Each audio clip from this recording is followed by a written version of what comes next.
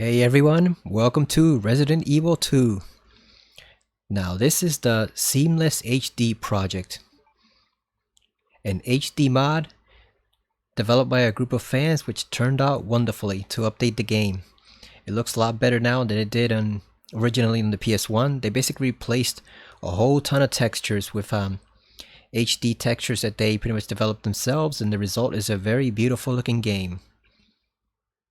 As you can see already, we're going to play Leon's side of the story. That's always everyone's favorite, so that's the one we're going to start with. I am playing this on an emulator, since you pretty much have to in order to utilize the mods. Keep in mind, I do own a copy of Resident Evil 2, so keep that in mind. You know, don't pirate without a cause, it's not worth it. Now, as you can see, I've already played the game before in this version. You see, we have saves for both scenarios. We did Leon A, Claire B. Then we did Claire A and Leon B. But because we're doing this as if it were for the first time, we are going to start over. We're going to do a brand new save. We're starting from scratch. I've had to turn up the brightness just a little bit in order to get it more visible for you guys, because it was way too dark. So I kind of messed around with the settings on both the laptop and the game, and I think I've got it to a pretty reasonable standard. I'm wearing my volume control for my headphones so that in case it gets too loud it doesn't blow out my eardrums. I learned that lesson from RoboCop a few days ago. Yeah, we're going to start only from scratch as if we're playing the game for the first time.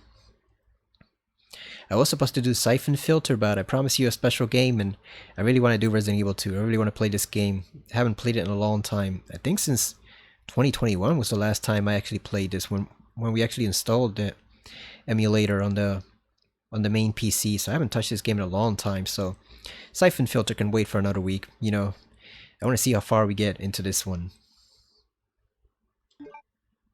Normal or easy? Easy, right? No, of course not. We're going normal. Who plays Resident Evil 2 on easy for the first time?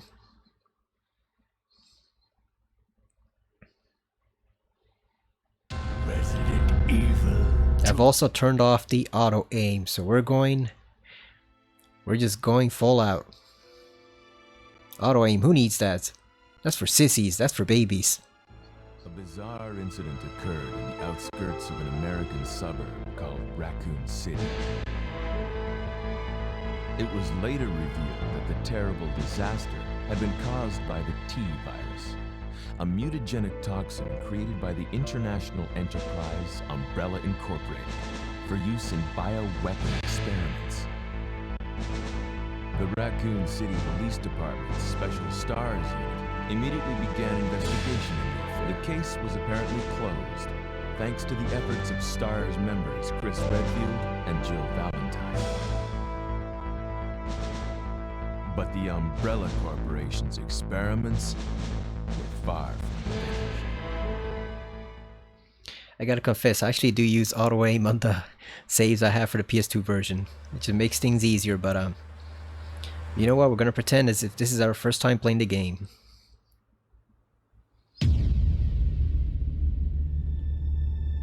It's not that much of a difference, but like if you have slow reflexes, you might want to use auto aim, but no, we're not going to use it here.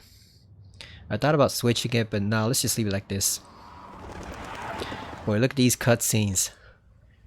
Oh boy. There is What have we got here? I think there is a mod for it that's supposed to be included, but for some reason it's not working, or I don't know what happened to it. It's missing from the folder, so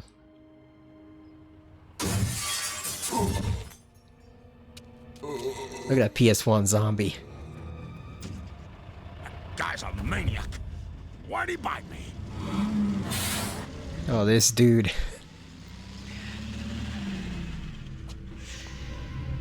So here's a little contradiction, because if you know anything about Resident Evil 3, you know that the barricades to the city is supposed to be closed, right? The entry, like all the roads are supposed to be blocked by the military, so where were they during all this time? How the hell did that trucker get inside? And how did nobody notice all these zombies? All right, that's far enough. Don't move.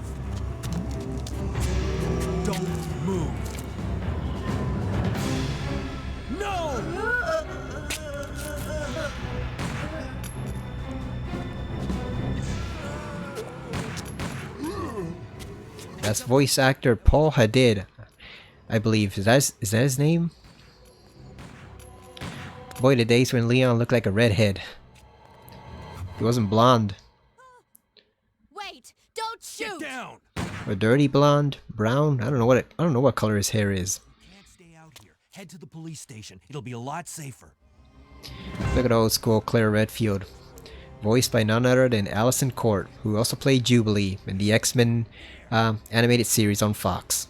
Classic voice actress. Okay.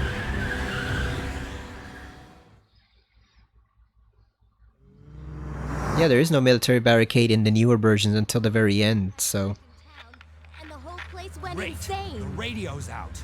You're a cop, right? Yeah. First day on the job. Great, huh? Name's Leon Kennedy. Nice to meet you. Mine's Claire. Claire Redfield. I came to find my brother, Chris. How convenient. They drive right in front of where the guy who's losing consciousness is going. Hey, could you open the glove box? Sure. There's a gun inside. Better take it with you.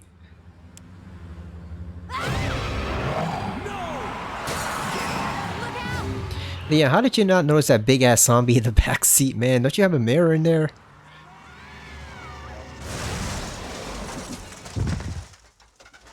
Those old school sound effects. Okay. Still in one piece. Maniac's gonna ram us! Run! That was quick. You already turned into a zombie? Or was he just pale from the blood loss? You know, which one was it? I think he might have been just pale from the blood loss, right? That was way too soon for him to become a zombie. It usually takes, what, like 48 hours or something? 72 hours? So that was way too soon. Okay. Alright, let's head to the station. Our journey begins. They were parted by an unescapable destiny. This is just the beginning of their worst nightmare. Alright, let's go. Welcome back to 1998. Incidentally, we also see the Raccoon City Police Department and the zombies past that Taylor, Arukas Taylor, on Resident Evil 3 in the intro cinema. Gunshop Kendo. Now this is the weirdo version of Kendo. He's not really the sympathetic version from the RE2 remake. This is the weird guy, so be ready to hear some classic dialogue. Freeze! Who are you? What are you doing here? Hold your fire! I'm a human!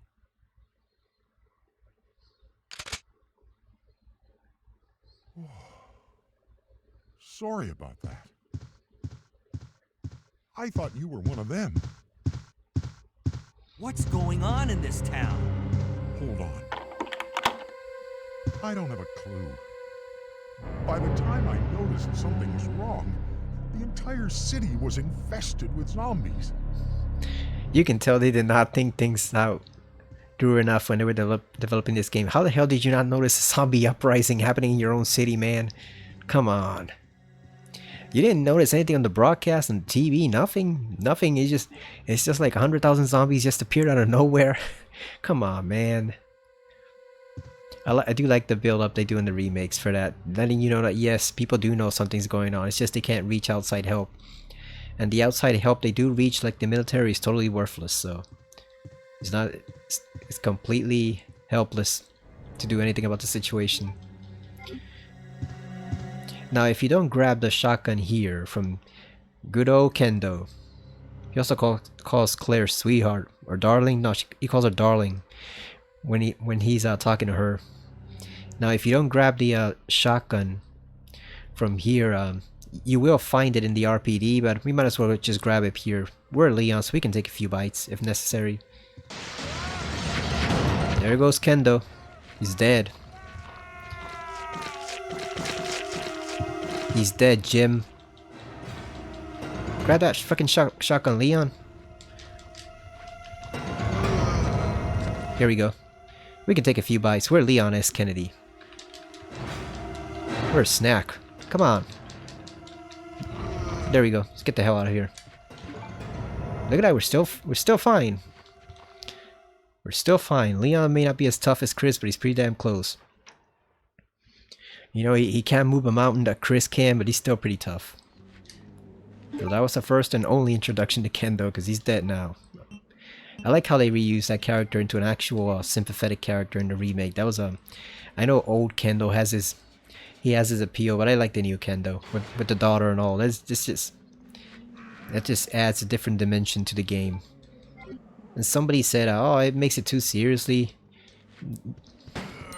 Again, you know, the game's trying to take itself too seriously, but come on, man! Like that, it's building up stakes. That's what it's doing, basically. It's showing you that yes, these aren't just mindless zombies. They actually are victims of Umbrella. You know, which is what you want. You want to feel sympathy for and empathy for the characters. You don't want to just say, "Oh, what a goofy bastard." Might as well just shoot him, right? You want there to be some tragedy.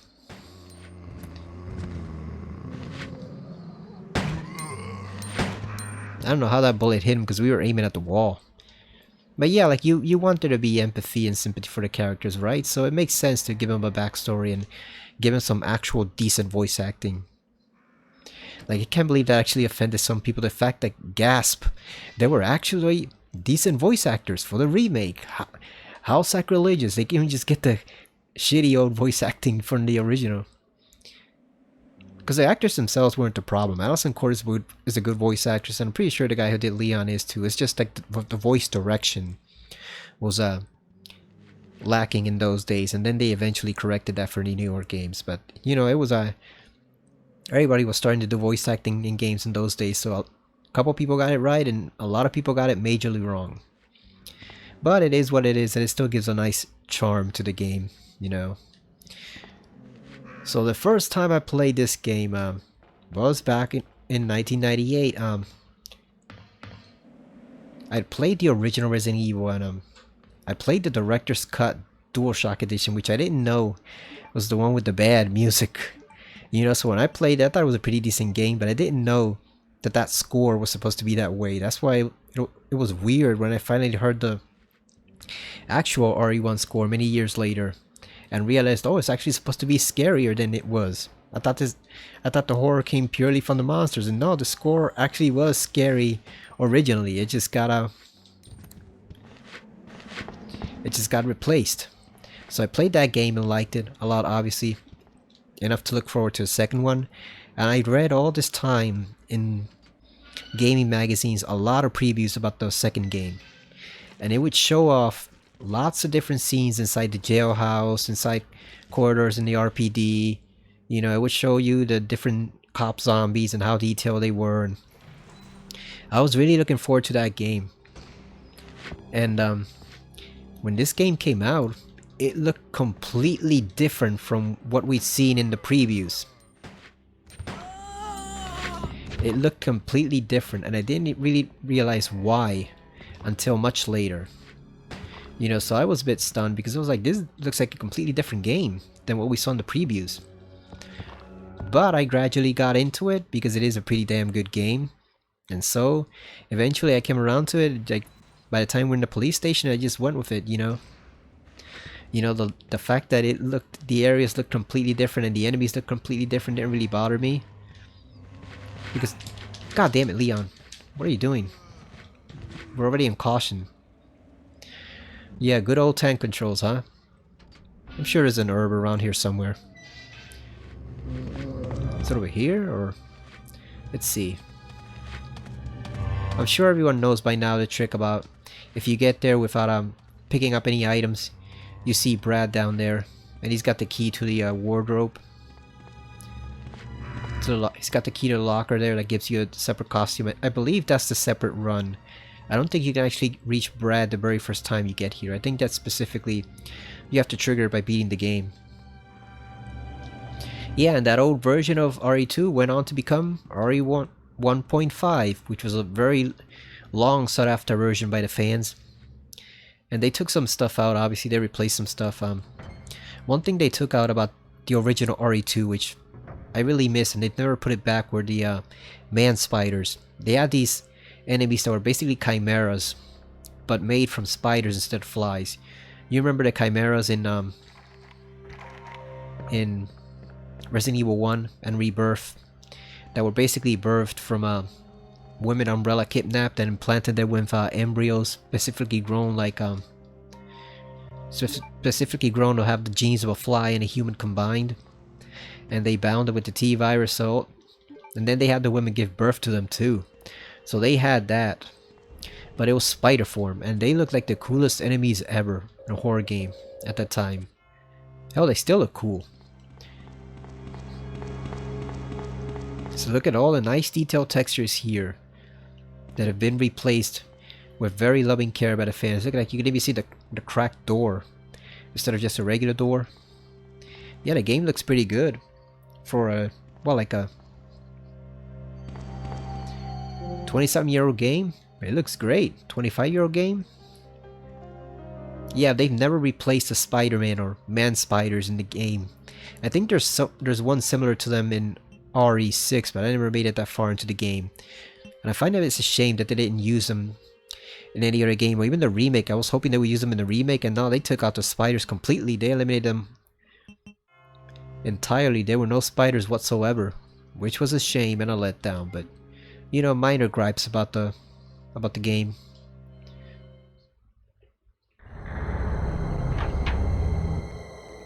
I was also surprised at how much time we end up spending in the police department in this game. Oh, man. That threw me for a loss. Who are you? Or threw me for a loop. Is that the expression? Guy. Leon. Hey, look, it's Will Smith. Sorry, but it looks like your party has been cancelled. Marvin's looking good. About 2 months ago, there was this incident involving zombies. Look at that, there's Jojo. Located in the outskirts of this city. Jojo's locker. And the other STARS members discovered that Umbrella was behind everything. They risked their lives to reveal the truth, but no one believed them. Not long after that, all this started to happen. Hang in there. Don't worry about me. Just rescue the survivors in the other rooms. Here, take this key card. You should be able to unlock the doors in the hall with this. Now go. But Just go. fine. But I'm coming back for you. Just hold on. Marvin sounds like he's about to pass out. Or pass something. A kidney stone?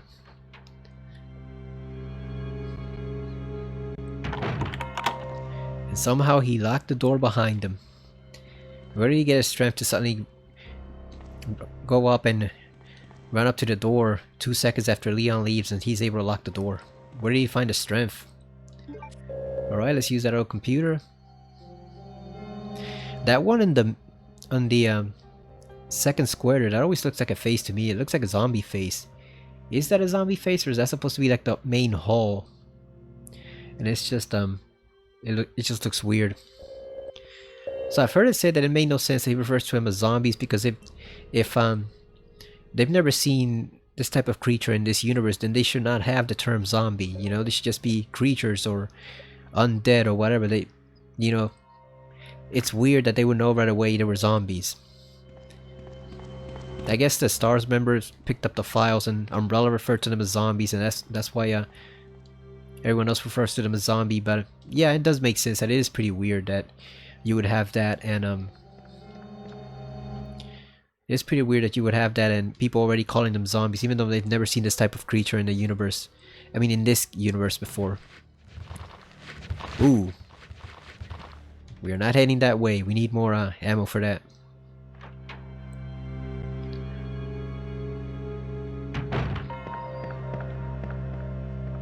This game looks gorgeous. And RE3 looks even more gorgeous. They also did RE3.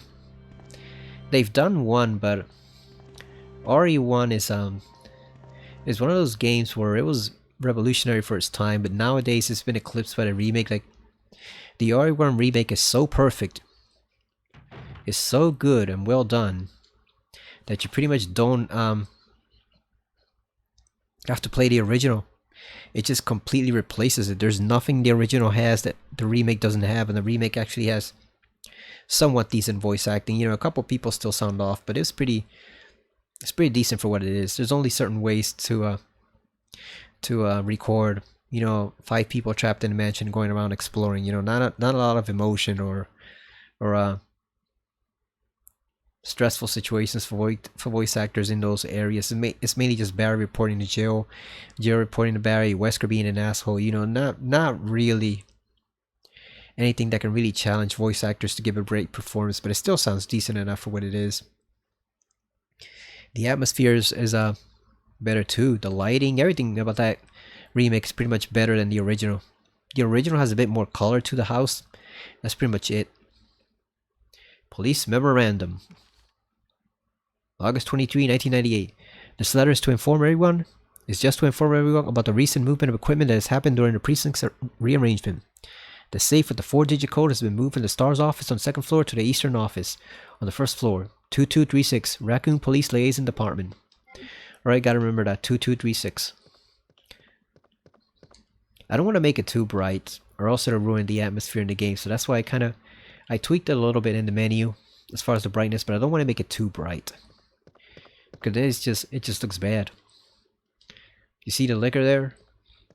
I like how they introduced the liquor in the remake. I like how they introduce it here too. People always preferred the hunters at this time when this game was first released. I don't know why. I always thought the liquor was cooler. Yes, the hunter is deadlier. You know, you can avoid the liquors pretty easily if you know what you're doing because they don't have sight. But I always preferred the hunters. Who are those 2 basketball dudes? Is that LeBron? Who were the main basketball dudes at this time? I know Dennis Rodman was big at this time because he was always on WCW. Trying to be a wrestler, hanging around with Hulk Hogan and the NWO. Oh, look at that, the head's been twisted off. The head is missing, it seems to have been twisted off. So did the liquor really kill him? Because wouldn't he have just eaten it, the whole head? Wouldn't he just ripped it off? Gotta be careful here.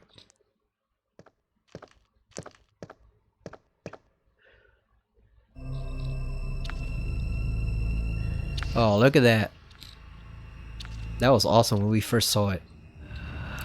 I always thought those were eyes. I didn't know they were just part of the brain. You see the little 2 segments there? I always thought they were eyes when I first played the very first time. Then I realized, oh, they're actually just part of the brain. So there's the herb that we need. So we're just gonna double back and hope that he's not there. Because as long as you move slowly, they can't really detect you. They only hear you when you run. You see? I like that hiss. Reminds you of the hiss from Fluke Man from the X-Files, which was wildly popular at this time. This was 1998, so the X-Files was still pretty much in its prime. It wouldn't begin to decay until the following year, 1999. That was when the long downfall spiral started for the X-Files, when Chris Carter started running out of ideas, and instead of just ending the show like he should have, with Mulder getting abducted and the actual invasion happening, instead he introduced a whole bunch of bullshit, replaced Mulder with a new character, introduced more bullshit, and then introduced even more bullshit and pretty much ruined his own show. The history of that show and how it was ruined is pretty much worthy of its own like 1.5 hour documentary on YouTube. Like, you could just talk, hell, maybe more than that. You could talk for hours about all the wrong decisions they made, how the show was ruined, what Chris Carter did wrong, how greedy he got, the dissatisfaction with moving from Vancouver to LA, you know, because they did it. I think they did it for either Jillian or David Duchovny. Probably David wanted to be closer to his family at the time, or his wife, but then it changed the vibe of the show and it never really recovered, you know. It just wasn't the same. And then have that Vancouver darkness and grittiness and rainy atmosphere that the original had. Just wasn't the same. And like I said, that was the beginning of the downfall. It was all downhill from there. They put out a couple good episodes every once in a while, but it was over. You know, like the Emmy nominated show that just swept critics' favorite list, and everybody loved it, and it was winning Emmys for performances and score and cinematography and all that stuff. That show was dead after season 7. Operation Report. September 26. Raccoon Police Department was unexpectedly attacked by zombies. Many have been injured, even more were killed. During the attack, our communications equipment was destroyed and we no longer have contact with the outside. We have decided to carry out an operation with the intent of rescuing any possible survivors as well to prevent this disaster from spreading beyond Raccoon City. The details of the operation are as follows. Security of armaments and ammunition. Chef Irons, has voiced concern regarding the issue of terrorism due to a series of unresolved incidents.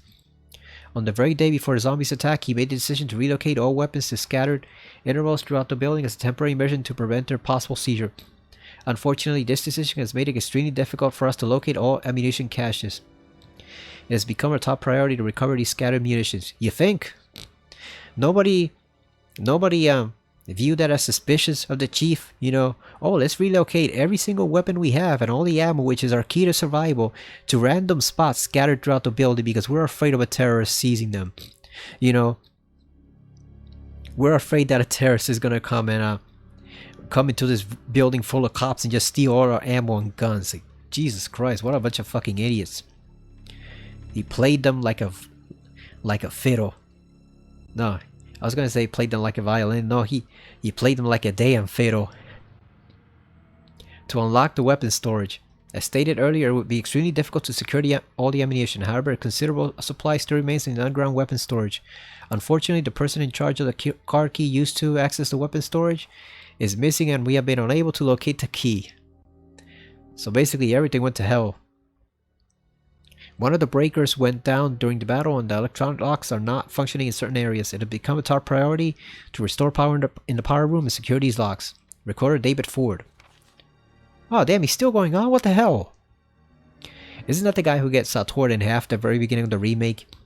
Claire or Leon tries to pull him out, and then when they pull him out, his whole lower half is missing and all his intestines are falling out of his stomach. Isn't it that guy? And then Marvis says something like, so David was right when you open up the lower passageway. Isn't he that guy who gets snacked in half by a zombie? They couldn't just eat his crotch, right? They had to eat the whole second half. You know. September 27th, so this is one day later. 1 p.m. The west barricade has been broken through and another exchange ensued. We sheltered the injured in the confiscation room on the first floor temporarily. 12 more people were injured in the battle. Recorder David Ford. The RPD sucks at fighting back. Yeah, like why would you relocate all your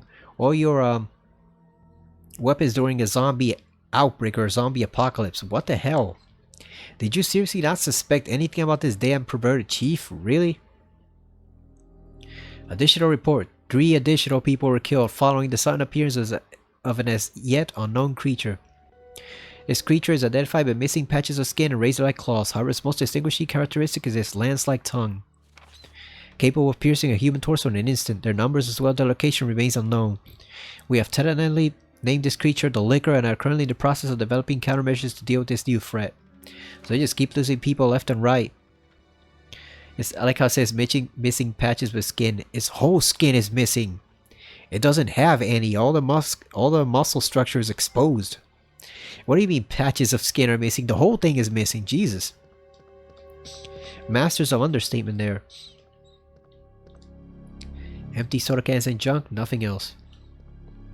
This must have been uncomfortable as hell to sit here.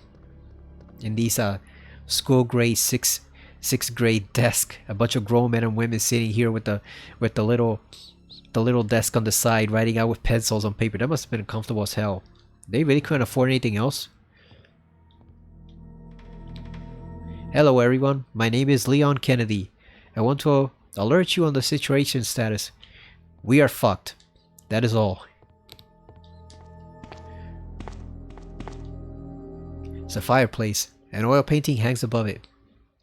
The title is A Sacrifice to the Hellfire. Kinda sucks they didn't include that painting in the remake. Yeah, that's an infamous painting, you know, the painting of the hanging nude man ready to be sacrificed. Oh yeah, we do have the lighter. Claire's the one who has to get it. Okay, so we can burn this right now. Yeah, look at those new textures they made for the Seamless HD project. That's pretty cool. Because this is definitely not Leon's face from the original RE2. I don't know if it's the face of the GameCube version, but this is definitely not his original face. So that's a nice touch. Yeah, you can only do so much to update these old games, so this one actually looks particularly gorgeous. So does RE3. RE3 is really fun too. The original RE3. The RE3 remake sucks balls.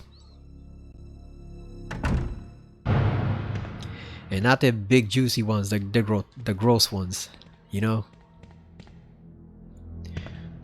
I mean, it's not a terrible game. I've played it way more times than I care to admit. I've played that remake. Problem is, it's not a particularly good game either. It's mediocre pretty much. Like, it's fun in short spurts, you know. In short bursts, it's pretty fun. It's something to pick up and play if you have an extra 3 or 4 hours to spare, but it's just not the original. Or anywhere close to the original. It's just, it kind of blows. Capcom did a wonderful job on the remake of 2 of this game. And then they decided, oh well, you know what, we should redo 3. Because people are going to want more RE remakes after 2 with how well this one did. And then they decided, oh, you know, we got to do it quickly. Let's hand it over to our B team that we just acquired from, what was it, like Platinum Games? Because they were all fired from over there. Let's hand it over to that B team that has no experience developing Resident Evil whatsoever. What can go wrong? Well, it turns out plenty can go wrong.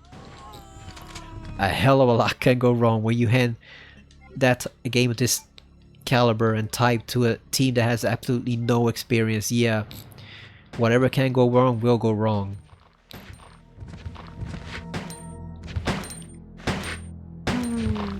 See, the auto aim's the aim is not so bad. We can do without the auto aim easily. Now, even though you are advised to conserve ammo, remember that you want to clear these guys out because you're gonna be going through here a lot, so you don't want to be full of zombies. You want to clear it out.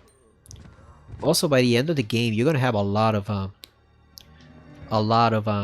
handgun ammo. After a certain point, it just becomes tedious to collect it all. So you actually don't want to stop using the handgun too much. Oh, look at that! They actually added in the window that was broken from Nemesis jumping in there when he's pursuing Jill. That's a nice touch. Because in the original RE2, you actually see it intact, which completely goes against the canon. You know, you can tell they did not really plan this out. You know, they did not really plan it out. Just use one and then store them. We can combine them with red herbs once we get them. They did not plan things out. They did not anticipate certain things, and then they kind of rewrote the canon to suit RE3. Which reminds me,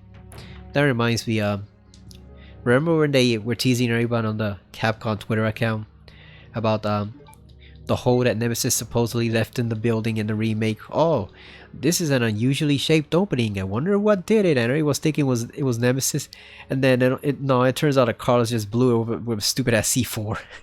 Like, that was a big reveal. It wasn't even Nemesis. It was Carlos who opened the hole in that area. We were all debated. Operation Report 2, September 28th. Daylight. The monsters have overtaken the city. Somehow, I'm still alive. Wait, that's the wrong game. Early morning, 2:30 a.m. So they were sleeping. Zombies overran the operation room, and another battle broke out. We lost 4 more people, including David. Ah, Godspeed, David. I wonder if he got ripped in half. We're down to 4 people, including myself. We failed to secure the weapons cache, and our hope for survival continues to diminish. We won't last much longer. We agreed upon a plan to escape through the sewer. There's a path leading from the precinct underground to the sewage disposal plant. We should be able to access the sewer through there. The only drawback is that there is no guarantee If the sewage disposal plan is free up any possible dangers. We know our chances in the sewers are slim, but anything is better than simply waiting here to die. In order to buy more time, we locked the only door leading to the underground, which is located in the eastern office. We left the key behind in the western office since it's unlikely that any of those creatures had the intelligence to find it and unlock the door. I pray that this operation report will be helpful to whoever may find it. Recorder Elliot Edward. Oh, it was Elliot who got ripped in half, not David. I remember now. So Elliot was right. That's what Marvin says. Yeah, so it wasn't David, it was Elliot. That's the guy who gets his ass eaten. Literally, they rip off his lower half and eat it. And then he's still alive later on, a zombie. But yeah, it was Elliot, not David. Okay. So I wonder what happened to David. I guess he was just plain eaten, I guess. Special kind of key is required to open it. At least our VMA gives you bullets. And here it's completely locked. You don't get shit. Alright, so let's we don't need the red just yet. We can store it in the box. So let's put this here. Let's put these here. Let's do this. Let's do this. Let's store this knife because that knife is completely useless. It sucks. Actually, you know what? We should save. We should save. Just because since this is an emulated game, I have no idea what could happen. You know, if something might backfire and then we're boned. We have to do everything again. So yeah, let's just save. Just in case, you know, should the worst actually happen, we'll be prepared for it. You know, like the Commandant says in Metal Gear Solid 2, should that actually happen, I expect you to be prepared. Alright, so there we go. Brand new file for Leon A. Dark room. Now we can store it. I hope the framing is right for you guys because I didn't want to record the desktop. I mean the taskbar or the upper options that appear above, like you see the. Hopefully you won't see it, but there's a little screen showing the FPS, you know, whether it's running at 30 or 60, whatever, showing the file name, the direct version. I think it's like that Direct 3D, that DirectX thing that Microsoft have. It's showing a whole bunch of details. I don't want you to see that, and I also don't want to see the taskbar. So I basically edited OBS just a bit to not record those parts of the screen. So hopefully it comes out good. The game itself is running in full screen, even on a TV. I actually have my laptop connected to a HD TV, a 4K TV, which is pretty big. I think it's like 40 inches or so. I have it connected, so I'm seeing it on a big screen. But even then, like, it's still in kind of like a boxed area. You know, you have the two big black bars surrounding it. You have the menu screen at the top, and then you have the taskbar. So hopefully you see none of that. The only thing you'll see is just a big giant black square surrounding the game. I try to find like a frame or border for it, but I don't know if OBS can do that. I know Elgato can do that because I've seen the frames and borders that you can use to enhance your video just a bit, but I don't know if OBS is capable of that. It probably is, but I wasn't willing to waste like an hour of my time trying to find it. You know, it took me quite a while to actually get all the settings sorted out and stuff. That's why I'm not doing siphon filter. I really wanted to, so we can get on getting the trophies for it. But the thing is, weren't those supposed to be nights, or were they always like this? Anyway, the thing is, it took me so long to set this up that by the time I was ready to record, it was already like 1:45 a.m. and I'm thinking, oh, I'm not gonna record now because you know, I barely have 15 minutes. I want to be able to record at least an hour or hour and a half. And then, you know, a siphon filter, that's going to be an hour and a half too. So then I'd be recording, if I saved it for afterwards, I'd be recording, what, like at 3:30 a.m.? Going straight to 5 a.m.? Nah, I wasn't going to do that. Plus, like I said, I wanted to do RE2. As good as siphon filter is, and it's pretty damn goofy and fun, like, I've had it in my mind to do this game ever since I missed Throwback Thursday last week. I wanted to make it up to you guys and make it up to myself since I love Throwback Thursday. I get to play retro games, so here's that good old puzzle. Look at, you can even see the texture on the plaque. That's pretty clear. The god of sun and the god of moon, their gaze upon me is the only thing that can release red soul. Yeah, they did a nice job with the textures here. You know what other game looks pretty great with an HD mod that I want to play? Soul Reaver, the original one. I've played that game already and completed it with the HD mod. Every single part, every single side quest, every single forge that we can do, all that stuff. The glyphs, I collected everything and it looks pretty damn gorgeous. You know, these HD not even remasters, but like these HD mods of old PS1 games by fans are really something. You know, they'll do what the companies want.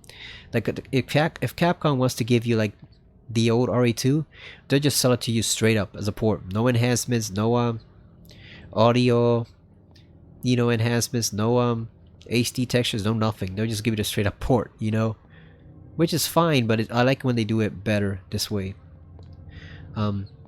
Like Siphon Filter, it wasn't much, but at least Siphon Filter enhanced the game so that it looks decent on modern TVs. Like, it's never gonna look great because it's a PS1 game, but at least they enhanced it enough that it looks decent.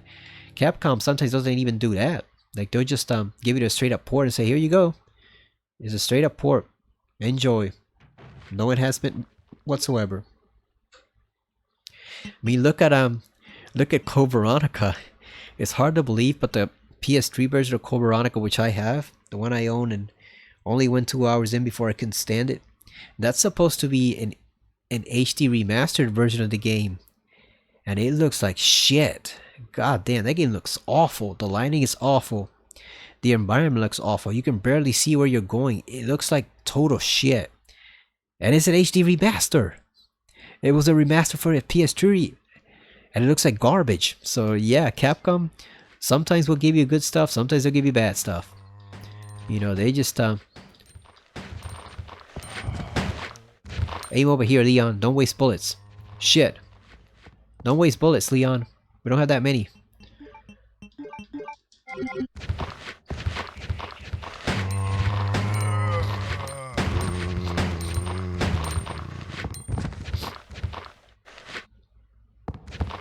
Is he dead? No, he's not dead. There's no blood under him.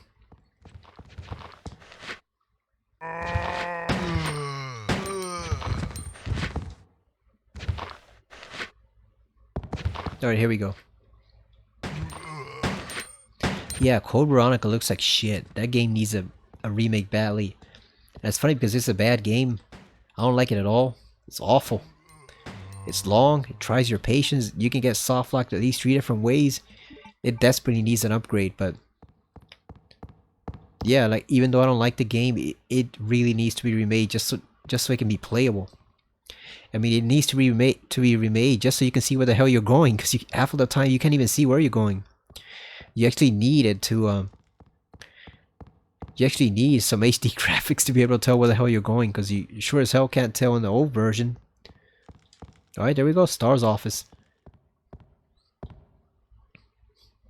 Claire's gonna be here, isn't she? Leon! Oh no, she's not here. God damn. Oh, she's over there where Sherry was in the next room. Okay. There's Chris's jacket, Made in Heaven, which Claire makes that completely irrelevant comment at the end of the game about their god. Like, I never really understood that. It was so corny. It's a picture of a young man. There's a good chance it's her boyfriend. How do you know, Leon? It could be her brother. You know, it could be your cousin. Could be a close friend. How do you know that's her boyfriend? Where the hell do you get that up, Leon? Did you pick that up in Police Academy? I also find it very hard to believe Jill left her beret there. Wouldn't she have taken it at home? She would not leave her beret there, right? She would have it with her. There's a picture over there. I'm guessing those are... I never saw it clearly until now. I'm guessing those are Rebecca's parents or grandparents, because that's her desk over there next to the med pack. Chris's diary. Daily report, Chris Redfield. Okay, so he doesn't call it a diary. Leon or Claire call it a diary. Okay, so Chris is not that girly, you know. No man who can punch him out is that girly to call it a diary. August 8th. I talked to the chief today once again, but he refused to listen to me. I know for certain that Umbrella conducted T-virus research in that mansion. Anyone infected turns into a zombie. Funny thing is, I don't know if it was on the N64 version. Yeah, I think it was in 64. You got some extra files. I don't know if they were all Chris's files, but you got, I think what they're called the X files. EX, not like X Files, like the TV show, but you got some extra files. You got one from Chris, and in one of them he was going on and on about the chief.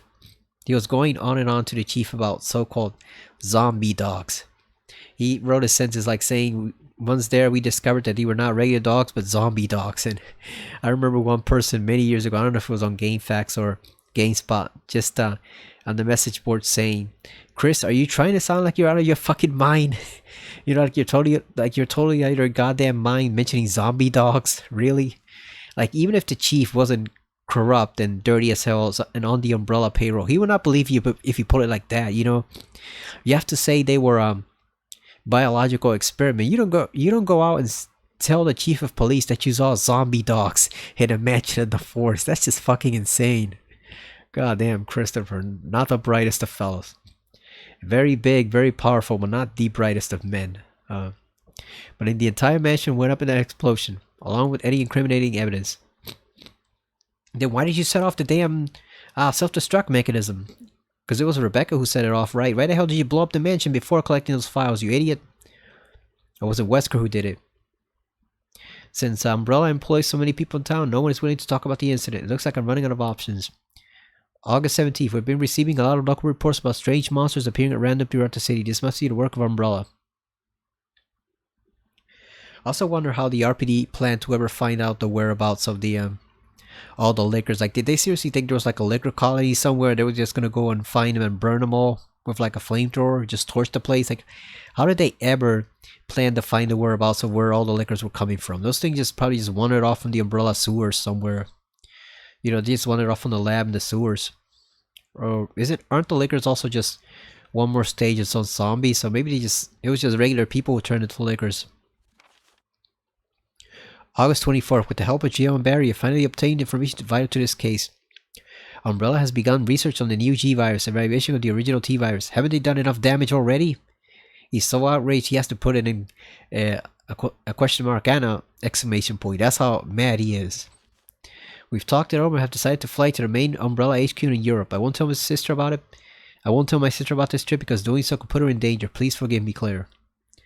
What exactly did they plan to do at the Umbrella HQ in Europe? Were they just gonna go in there and shoot everyone? Like, were they gonna announce it was an official investigation? What the hell was Chris planning to do at the Umbrella HQ? You've got no power, man. You've got no authority, very few weapons, and very few resources. What the hell do you think you, Barry, and Jill were walking into the Umbrella HQ would accomplish?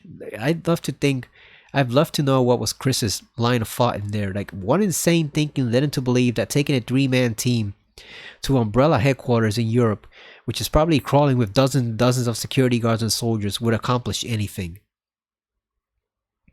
Like, were they seriously just gonna march in there and demand, hey, you know what, you guys are Umbrella, you better stop making this G-Virus and T-Virus or else you'll deal with us? Like, what the hell were they planning to do? Or were they just gonna tell whoever's in charge of that region in Europe or France or wherever, were they just gonna expose them first to the authorities and then go in there and kick ass? Like, what exactly was their plan? Enlighten me, Christopher Redfield. What was your plan to go in there and come out alive without getting your ass killed? You know? Oh, we got the unicorn medal. We can access that item now. There she is. Leon! Claire with her booty shorts You're still among the living. and her biker shorts combined. It looks like we're not gonna find your brother here after all. God, Leon does really look like a redhead, doesn't he? I wonder why they changed it in the original RE2. I mean RE4. There's no reason for us to stay any longer. Was it just that they preferred him blonde? Let's split up, look for any survivors, and get out of here. Right. One last thing. Here's a radio. Take it. That way we can keep in touch if anything happens. I really like that outfit for Claire. They did it wrong in the remake. For some reason, they did not give her sleeves, her undershirt. They did not give her the black shirt, so it just looks like she has a black tank top underneath. But You know, all her cleavage is exposed and her arms are exposed, and it just looks weird. She's not wearing anything underneath. This radio looks busted up, but it actually receives a signal in the RE3. Like, I wonder, is it just dirty, or does Nemesis kind of busted up after Jill leaves? He's so angry that he just goes and just destroys the radio out of anger. Yeah, look at that. We got 2 shotguns now. Nice. We gotta store 1. Several files from past cases, nothing useful. It's still there, the first aid spray. It's also there in the RE2 remake. And RE3, I believe. Carlos also gets a first aid spray there. Picture of the STARS members. Look at that. All that nice photoshopped goodness. You got Wesker with his dumbass glasses. Got Jill, the only girl in the group. She's just one of the guys. Ed Dewey, the guy to the left, who for some reason, I guess until Resident Evil 0 was released, was a mystery. Nobody knew what happened to Ed. I think he just got killed in the chopper, right? There's Chicken Heart, Brad Vickers. There's Enrico, as Joe calls him in the remake. I mean, in the original RE1. It's good old Barry. And a bunch of other dudes whose name I don't remember. Kenneth. Forrest. Not Forrest Gump. Forrest Spire.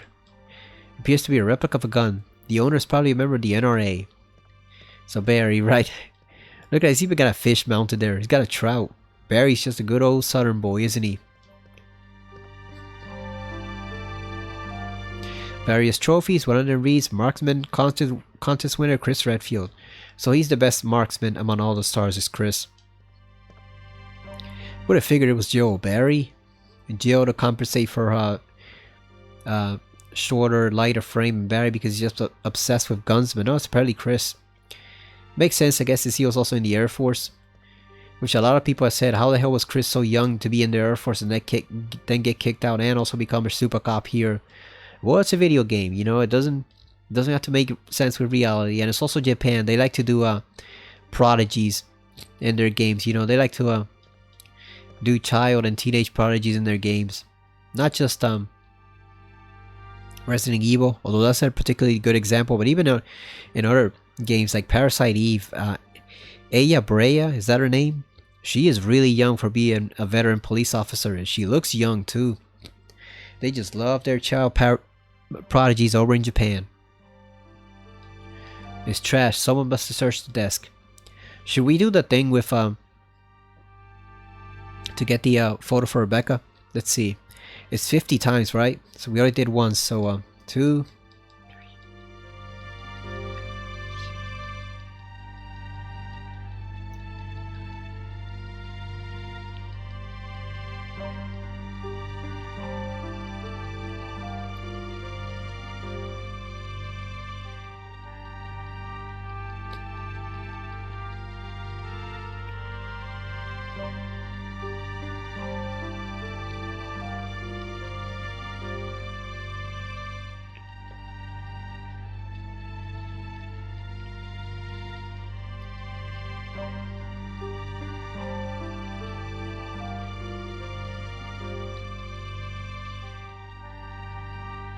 There we go. It's funny how you search all those times and then suddenly mysteriously you pull out a roll of film. You have to search it 50 times to pull out a roll of film among all that. Now if you're playing Leon B, you actually receive a memo here about good old Chef Irons and how perverted he is. He's a suspected rapist and guilty of aggravated assault.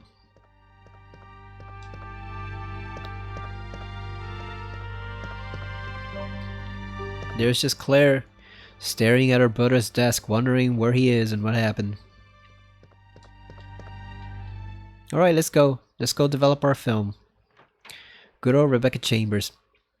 I've often heard it asked, why did why did Wesker have a picture of Rebecca in there? Like, did he take it of her when she was playing basketball, or did she give it to him? I kind of tend to think that she probably did give it to him, because what Vash says about Wesker is right, you know, Lord Vash, but what he says about Wesker actually makes sense. Wesker doesn't seem doesn't seem to be all that interested in women. You know, you have Excella in RE5 where she's flirting with him and draping herself all over him, and she's wearing no bra. Like her breasts are practically spilling out of the dress. And you know, any other man who was interested in a red-blooded, you know, any other red-blooded man who was interested in a woman would probably take her there right there in the cruise ship as she wants, or they're hitting lab, you know, anywhere where they're together and alone. But no, Wesker just ignores her. He's almost like, get off me, woman. And we know part of it is because he looks down on every other human, but I think the other part of it, he's just not interested in women, period. Like, I hate to say it because a lot of people don't like to think of it this way, but he almost seems to have been more interested in Birkin than he was in any other woman, you know? His taste seemed to run very towards a William Birkin, you know, not necessarily any female co-worker or STARS member, you know? But hey, as Wesker, he can like who he wants, you know? Let's develop this film.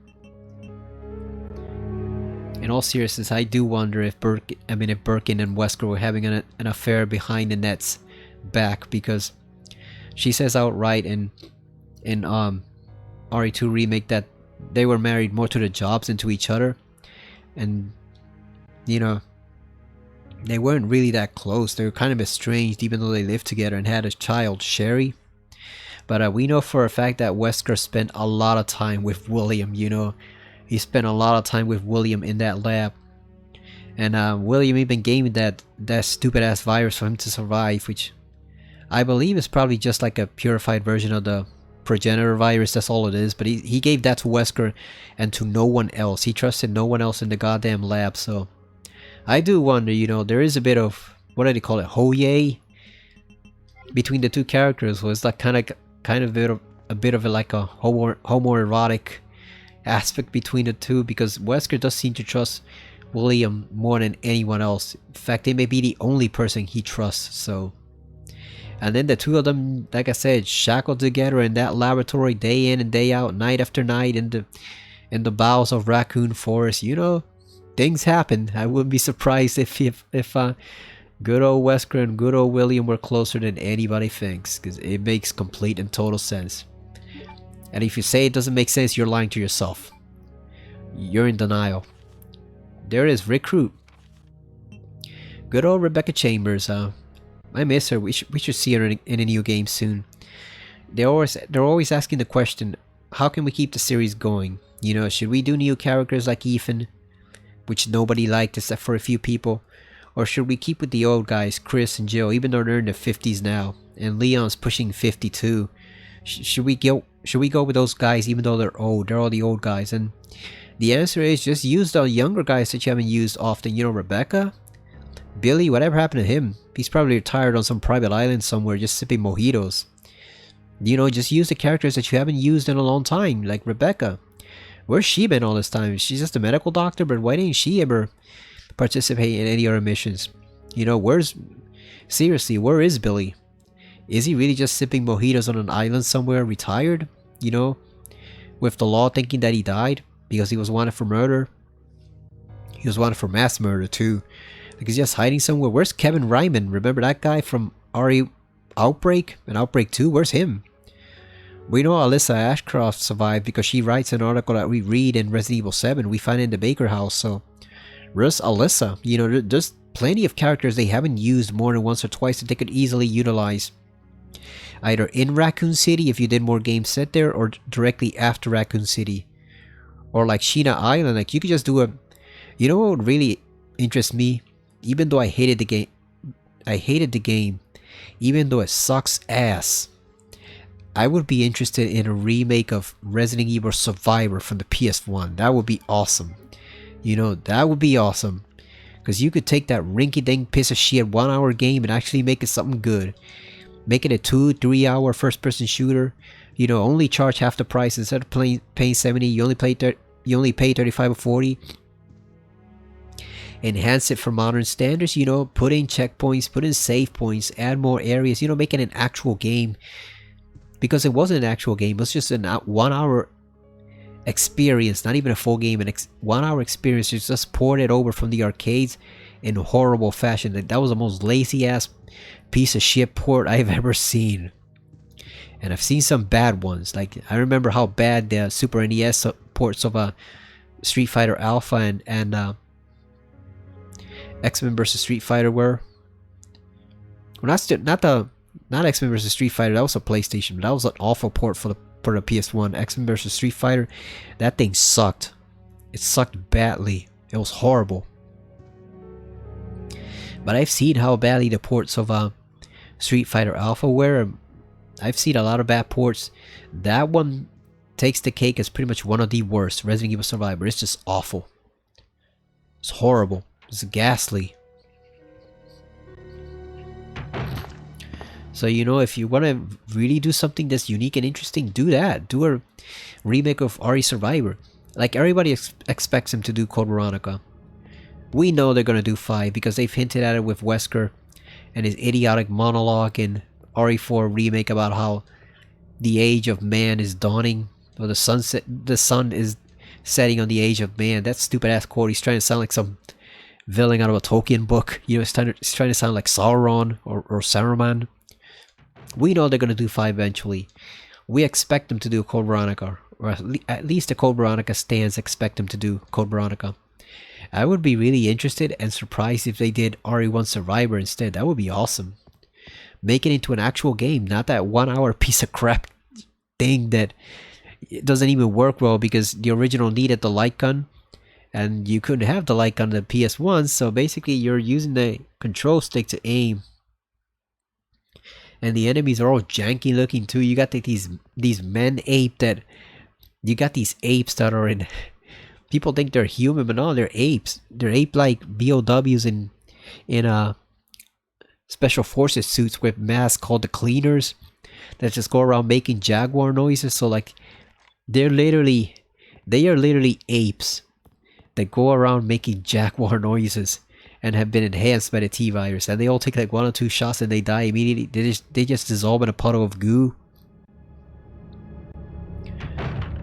And you have the Lickers are particularly bad in that version. You have endless Mr. X's too. You have tons of Mr. X's, which when you have one, it's scary, or at least intimidating. It can get annoying, but at least 1 is fine. 2 or 3, okay. Like when we saw at the end of RE3, the original, when we saw all the 2 or 3 Mr. X's that have been taken down by the special forces, that was cool. But then when you see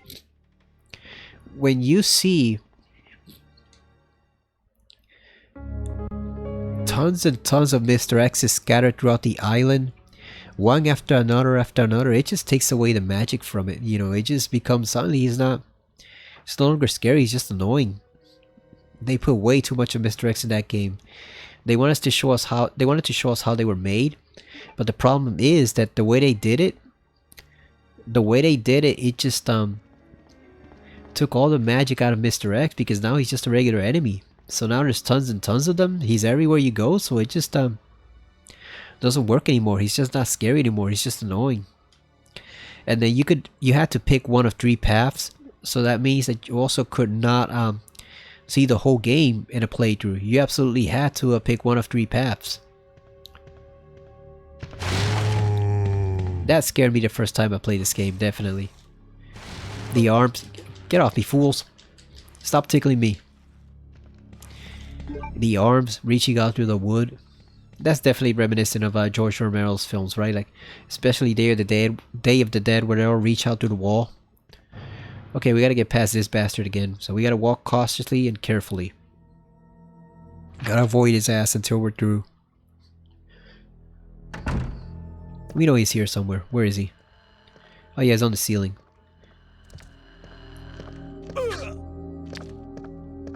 Yeah, fuck you, man. You can't catch me. I'm faster than the Energizer Bunny. We're Leon S. Kennedy. We got Spunk. That's what the S stands for. Leon Spunk Kennedy. And no, not the other definition of spunk. You know what it is. We all know what it is, right? I'm not gonna say it here. We know what it is. Oh, let's put away the red jewel. We don't need this. Wonder which you know, let's put away this too. Might as well. Let's get that key. I wonder which shotgun we should keep. I guess we should just use the one with 3, right? Just use up the 3 bullets and then pull it back in storage. Here we go. The fountain. Oh wait, what did it say? An old fountain. Something is written here. To obtain the key to open your heart, I'll wait for the unicorn, the beautiful beast. I like how they explained that this was an art museum. That's why everything's so weird. When we know the explanation is that the Japanese developers had never seen a U.S. police department before. That's the reason why. And they had some pretty good facsimiles with the first version of Resident Evil RE1.5. I actually like the way the police station looked there better than this one, but this one became the all-time classic, and so that's the one they used in the remake. But goddamn, I wish we could play RE1.5. It looks like a pretty cool game that unfortunately suffered from serious flaws. You know, like, I'm sure we've all read the story of how they hired like this Hollywood writer or film writer to go rewrite the story because he read the original one and he ripped it to shreds. He said it was a piece of shit and it wasn't good enough, so they completely scrapped the original story and just redid everything with some of the characters. You know, Chef Irons was actually a good guy once before he became a perverted old gross rapist. He was actually a good guy. He was following you around, supporting you as part of the team. Birkin didn't change forms at all. He only had the one strong form he starts with at the very beginning. You know, not the very first version of Birkin, but the one he turns into during the first boss fight, where he bulks up. That's the only version of Birkin that existed. Sherry had a different role. You know, I think there was another cop too, right? Oh yeah, Marvin. Marvin had a much more expanded role. He didn't die here like he does in this game. He had a much more extended role. Oh, that was weird. It just went on pause all of a sudden. Never seen that before. But yeah, Elsa wasn't related to Chris at all. She was just a random college student driving into the city. Elsa Walker. Speaking of which, that Elsa Walker costume gives Claire some ass in the remake. God damn. She's got a huge ass in the remake thanks to that costume. It's like watching two tomatoes all glossy go on a jug together. God damn. Claire is built in that game. Jesus.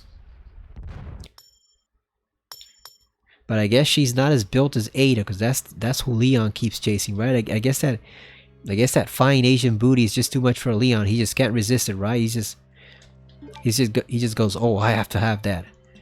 I have to have it, no matter what. No matter how many times she betrays me, no matter what she does, I have to have that booty. Leon S. Kennedy.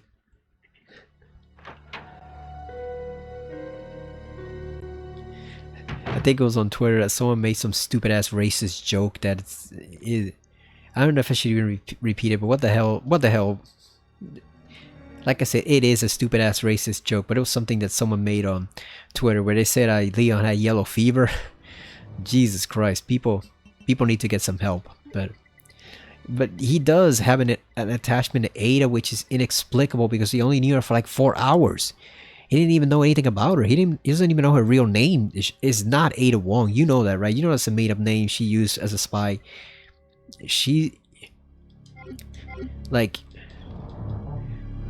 I don't know why the hell this man is obsessed with Ada, aside from the fact that she does have a fabulous booty. That's the only reason I can think of. She has a very fine ass, and that's the only thing he wants. And then it looks like she's had a boob job too in the remake for 4, because her boobs are a lot bigger than they were originally. So I guess she's been enhanced. You know, that's what they call it, enhanced. That's what Eva called it in Metal Gear Solid 3. She's been enhanced with ballistics, like Lewis would say. But yeah, it's just weird. Like, he barely knows this woman. She always betrays him. He's almost died several times because of her. And yet, for some reason, let's scoot on by. Try to avoid him. Oh fuck! It's not gonna work. Damn, you can scoot by the ones in a remake. I guess you can't scoot by these. It doesn't work. He always falls down. Or maybe it's just that one dude. Maybe it's just him.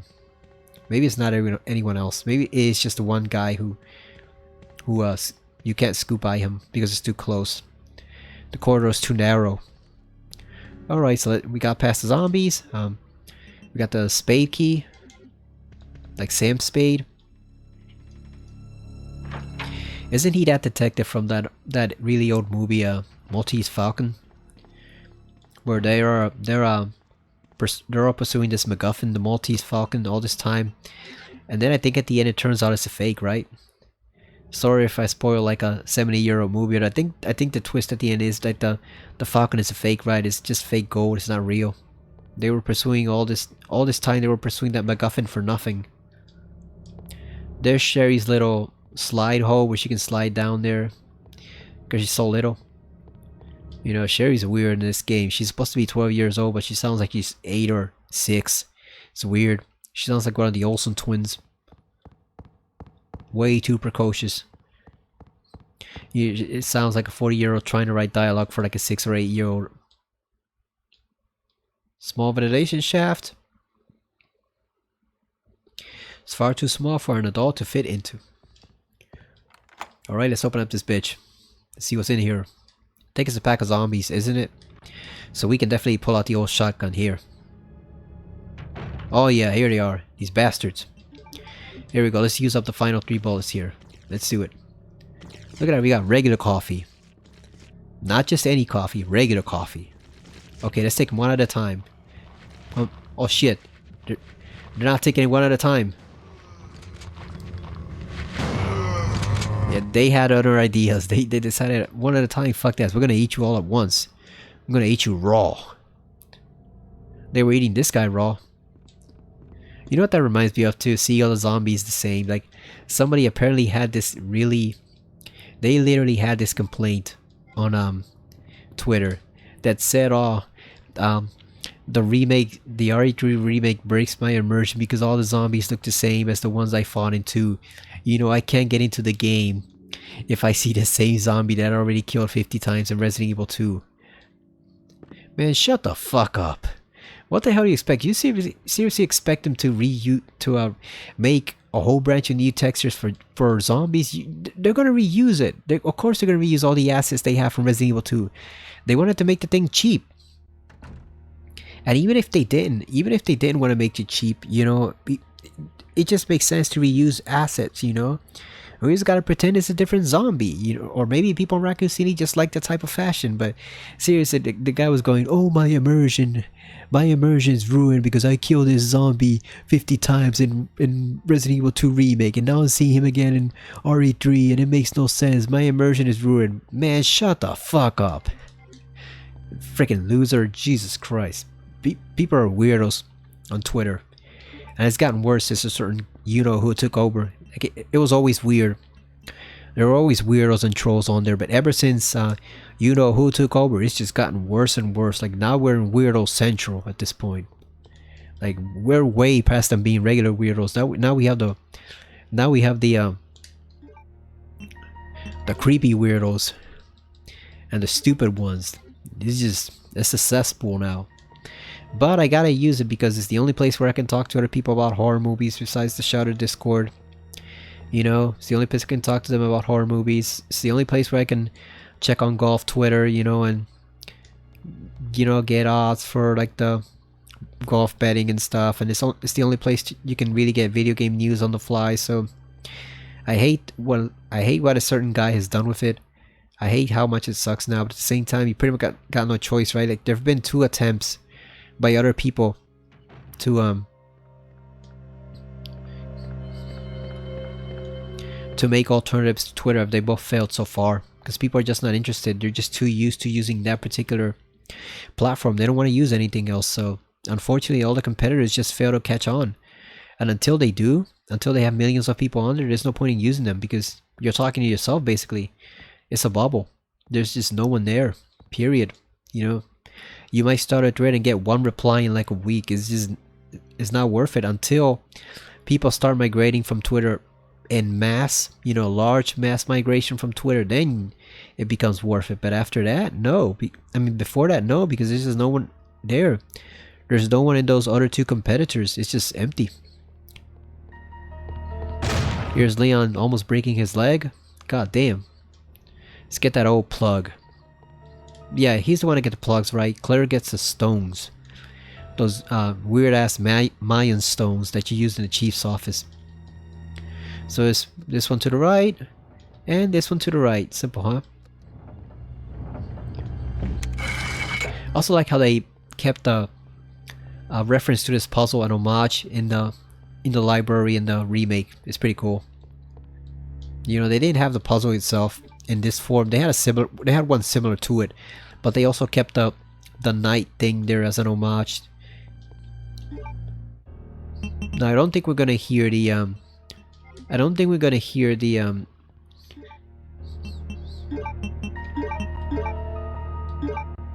the zombies break in, right? I think that only happens on scenario B when you use the cord. Okay, so let's go get whatever's over here. I haven't played this game in 2 years, but I can remember everything about it. Yeah, it's just muscle memory at this point. It's just, you just know where things are. Alright, there we go. Got rid of that guy. Oh shit, we didn't need to go here. God damn, we wasted bullets for nothing. Fuck.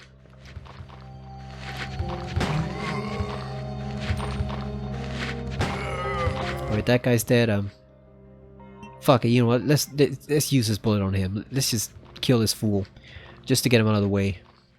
Here he comes. Aim upwards. Oh shit, we bisected him. God damn. Get off me, fool. God damn, Leon's injured again. Fuck. Shit. I think there's 5 green herbs over there, right? We should be alright. Damn, we should have saved it for this guy. We could have ambushed him instead. Fuck me, right? Gotta get rid of him. Because we gotta pass by this area often. So we gotta get rid of him.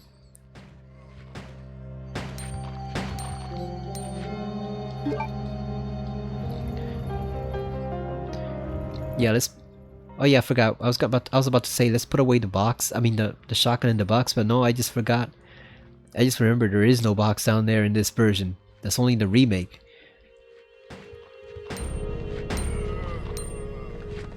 I believe the... Oh shit, there's another one? Is this guy seriously still alive? Really? Is he still alive? Oh yeah, he is still alive. What the hell? The zombie took way too many bullets to kill. Let's just sneak by this guy. We'll kill him later. Or else we'll wait until the liquor replaces him. We just wait until it replaces him.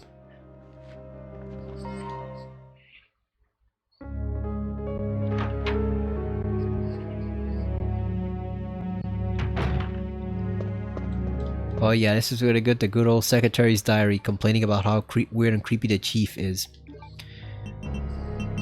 So we need this small key for to get the 3-round burst for Leon.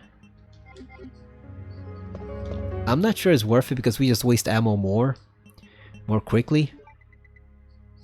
I guess we could use it, right? I guess, right? Like, can we go get it then? Should we go get it?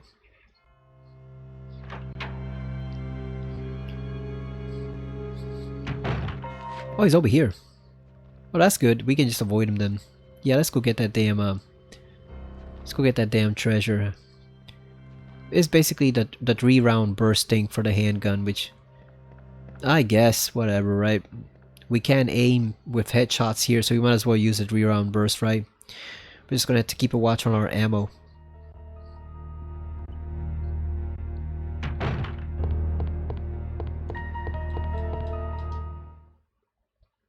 Hope the zombies don't crawl in. I hope that they don't break in like you see in the little cutscene.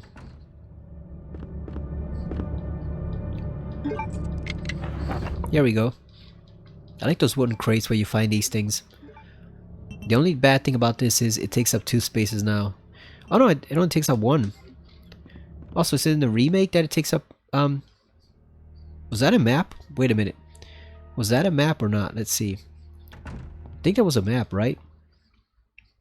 Yeah, I think it's only in the remake that it takes up 2 spaces, right? Which is why I don't use it, because all it does is just waste ammo. Oh no, that's not a map at all. Just a random piece of paper. Could have fooled me, right?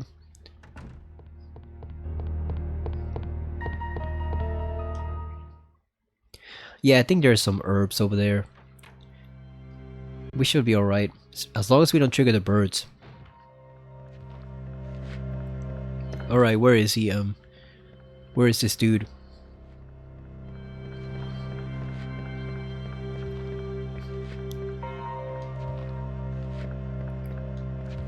Damn, where the hell is he? Is he seriously over here? Really? God damn, we gotta wait until his freaking lazy ass walks all the way over here. God damn.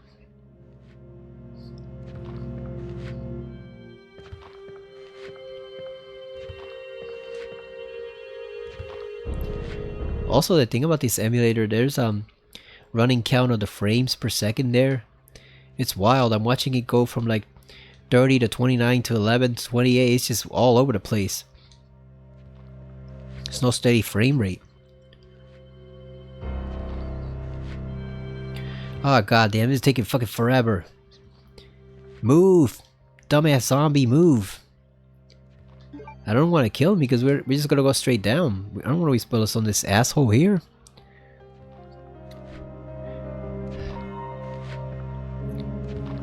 Finally! Come on, fool! Move! Here, move! Freaking jackass, come on! Move your ass! Come on, move your freaking rotting ass over here! Let's go!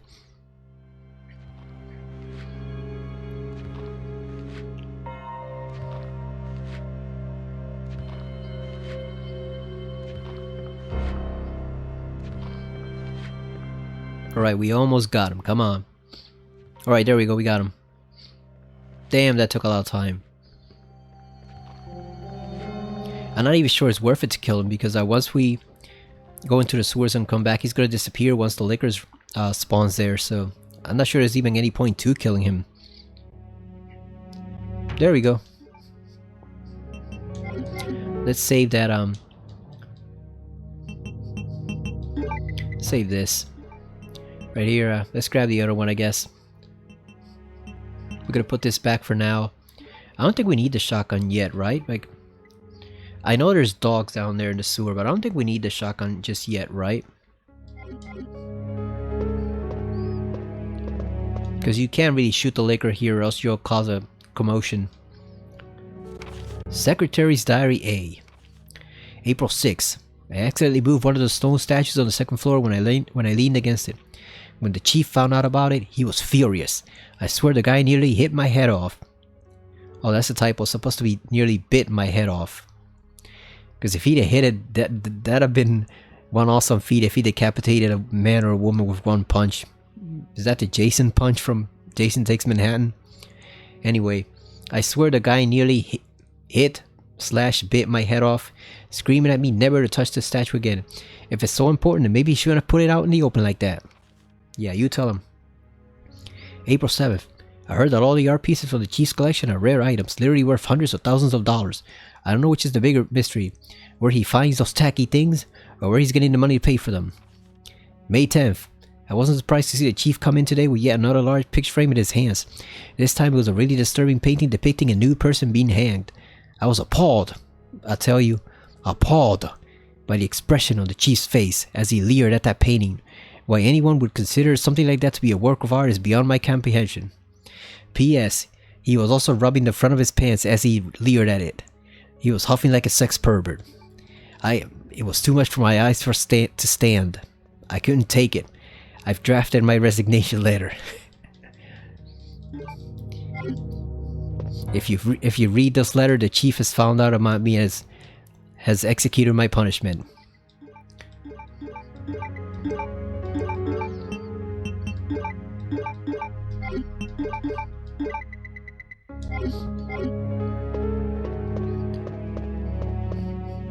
I don't know if I should take the side pack or leave it for Claire. Because I think Claire might need the bigger item space. But Leon... Oh shit. Zombies. I thought it was a liquor here. So obviously we can't do anything there because the door is on fire, so you can't go over there just yet. There's no point. You have to We have to turn off the fire. Yeah, I don't think you can enter, right? I think it is on... Oh no, cause I remember now. Oh yeah, you can enter, okay. So you know what, let's go kill this guy.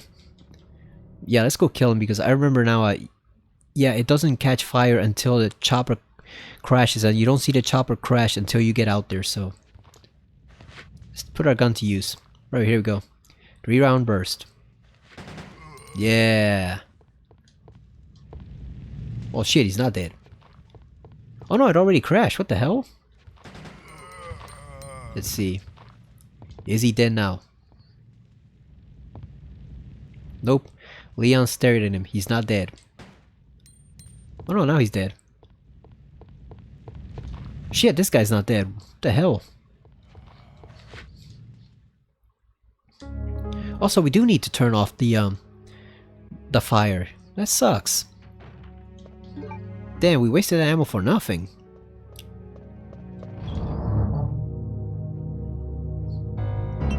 Yeah, so we do need to turn off the fire then. Okay. So never mind then. Yeah, we should probably leave these in there. The 2 red stones. Let's just leave them there for now.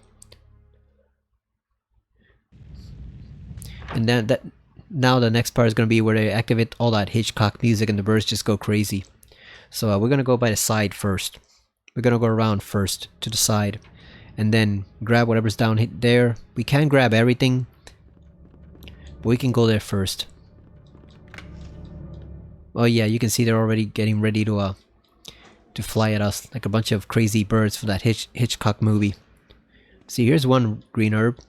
Okay.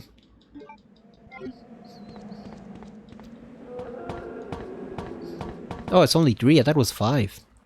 Is it 5 in the remake, I think? Or is it 5 somewhere else? Maybe I'm confusing it with something else. But I'm pretty sure it was 5. Maybe it's the remake that's 5. So we're gonna store all those until we can find some red ones to go with them. Let's go in here for a bit.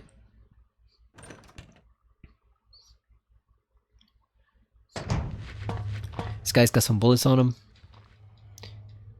I'm sure a lot of people are expecting him to get up the first time, since you,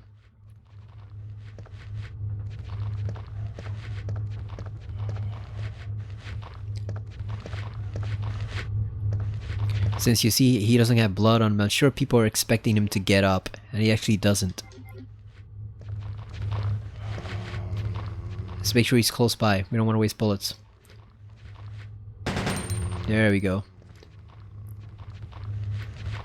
Really? You want some more, fool? There you go. Okay, so it does do greater damage.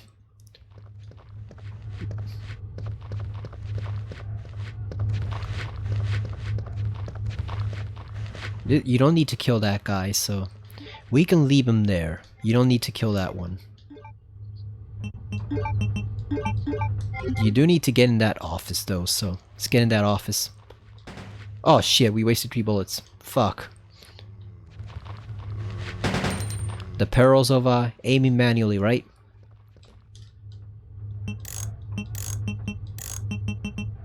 There's a safe. I'm glad they added a second one in the remake.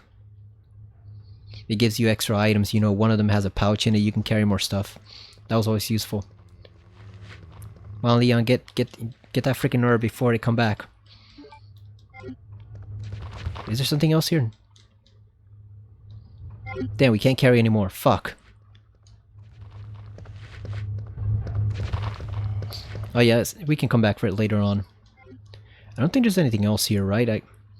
Oh no, because we can't get the wheel from here. Can we? I don't know. No, I think we have to pick it up from the other room upstairs, where it plays the scary music. They had an homage to it in the RE2 remake, especially if you played the classic soundtrack, you would see it. Once you open that door and the same 2 zombies came back and looking very similar to their old counterparts. Another cool moment in that remake. That remake is really good. It's probably one of the best remakes I've ever seen. It's not the greatest, because the greatest would actually be Resident Evil 1 remake, but it's pretty damn good. is the thing is it stands on its own. You know, certain parts are better, the voice acting is way better, the story's better in a lot of parts, but it stands on its own. It doesn't replace RE2 like the original, like the RE1 remake replaces the original. Like I said, there's literally no reason to play there's no reason to play original RE1 at all. Seriously, there's very little reason to play original RE1 if you've played a remake. But not this. This actually stands alongside the original game. You know, like this game, the original, and then the remake stand side by side by each other. One doesn't replace the other one. Like the remake doesn't replace the original. The original's still valid. So this is still its own pretty unique and great gaming experience that should be played by everybody who's a serious gamer. You know. Oh, here they come. It's the Hitchcock birds.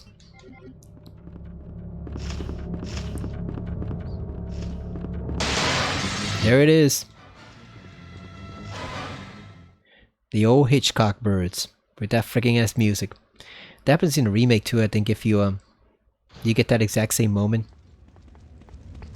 If you put the classic soundtrack on. I admit, even though it's a different game, I almost always use the classic soundtrack. Occasionally I'll switch over to the regular soundtrack, but I just don't find it as appealing as the classic soundtrack. There's a lot of empty space. There's a lot of places where they go for like the realistic aspect, you know, because reality does not have a soundtrack, so they try to go realistic with it, and it's okay, but I prefer the classic soundtrack. I know like some people say, oh, they don't use the classic soundtrack because it's supposed to be a different game. You know, it's an entirely different game, and I get that, but I think the classic soundtrack is better than the long stretches of silence that you just get with the regular soundtrack, you know? You know, I prefer the music compared to the silence. The silence is just a little too dead. No pun intended, you know, it's just a little too deadening for me to like it. There we go, there's the valve handle. Got some more bullets, which we need. And we got some ink ribbons, which we also need. Even though we're only going to save like 3 or 4 times, it's still... Here we go, this moment is also repeated in the remake too.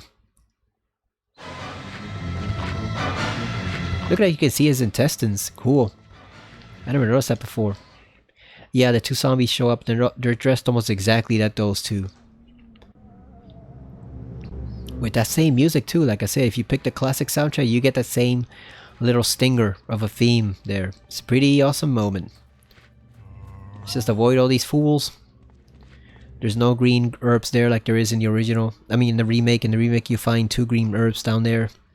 This is just empty, so we can just run past all that shit. What is your favorite of the RE remake so far?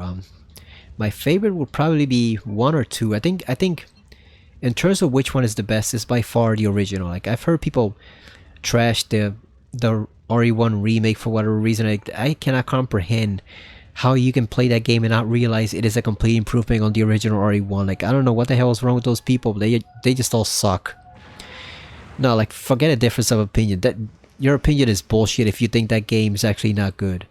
Like you have no taste in video games at that point. Your taste is rotten. It's terrible. So my all-time favorite is probably 1. The remake of 1. That is a classic game, which I should probably replay again because I haven't done so in a while. Actually, I did it back a few months ago when I first started uploading again on YouTube. Those were some of the games I did. I did Jill's scenario and I also did Chris's scenario. So I've already covered it twice, but we can always cover it again one more time. You know, play around a bit with that game. The game's always fun to play. But as far as the modern remakes, I'd say my favorite is probably 2. Then 4 would follow that, but the problem with 4 is it has some serious problems with the bosses. The helicopter's a complete wreck.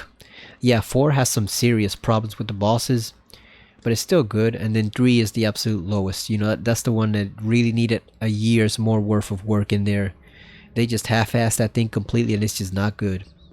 You know, so yeah, 3 is by far my least favorite. Oh shit. Let's get those bullets before the birds peck us to death. Okay, I'm heading straight towards the camera. Alright, so now that we have more bullets, we can kill this guy if he's still around. I don't know if he's disappeared or not. Maybe. Yeah, I don't hear him anymore. I think he's left. I think he's gone. Is he gone? I don't hear his... Oh shit, he's still here. God damn.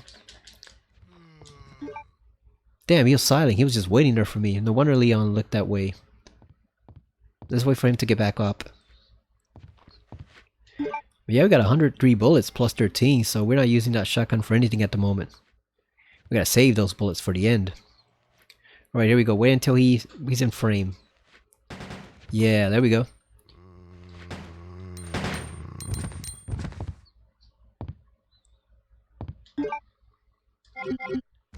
I wonder if it's the burst that does more damage. Yeah, because some of them take a lot of bullets and they don't fall, but the 3-round burst usually takes it down pretty quickly. I wonder if it is programmed to inflict more damage when you fire the 3-round burst. That's something I've never wondered about. But I do wonder if it's a thing. This is for Claire only. Only Claire can go in this part. I think you can kind of sort of maybe visit it later on as Leon if you come back, but I'm not really sure. Oh yeah, we gotta get the 2 hearts. We can't go in there without them. We also gotta watch out for the liquor. I'm not sure if he jumps through in the A scenario or the B scenario. We gotta watch out for him. Let's go get the 2 hearts. The red jewel. Let's grab these. Wait. Put the valve in for now. That's one thing I really don't like about this game though. The fact that if you forget the valve when you go into the sewers, you gotta come back all the way from the Umbrella sewers back to the police precinct to get the valve. Or rather like to a save box to get the valve. You gotta come back all the way to a save box to get it. That sucks.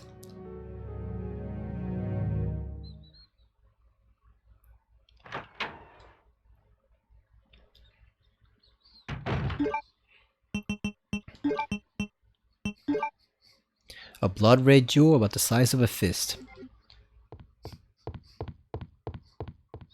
I could have sworn it said about the size of a man's fist in the original. Maybe I'm mistaken. Maybe I'm remembering it wrong. I could have said it said about the size of a man's fist. Or was it always a fist?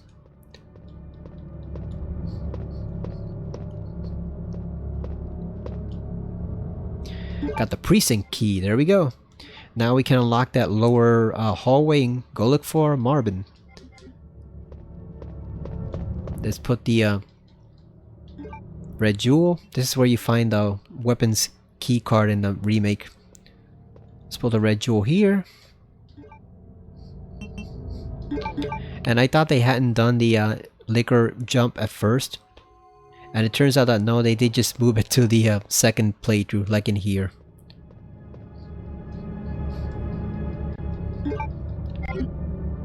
And it activates as soon as you pick up the item in the remake. You don't even have to walk it. It just...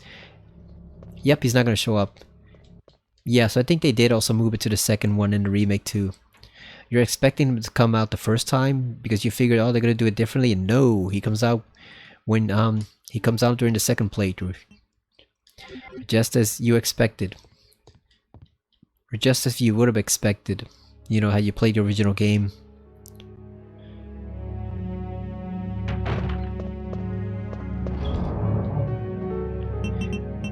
This game is very relaxing too because it's all autopilot. You know, I know everything that I'm doing. You know, it's there's no real surprises, so it's actually actually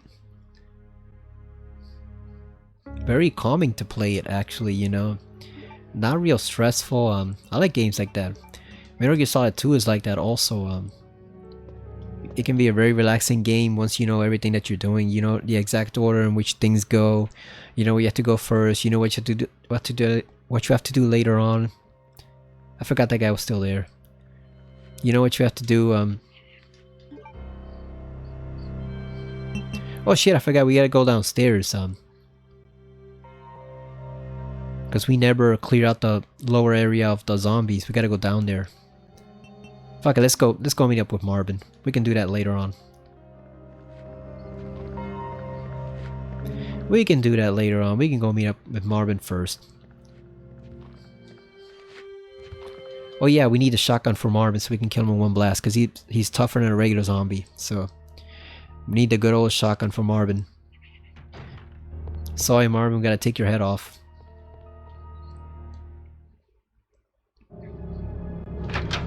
Yeah, so of the remakes, of the 3 modern remakes, 2 is by far my favorite.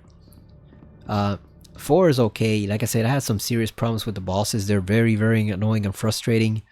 Some of them are just plain badly designed, especially in separate ways.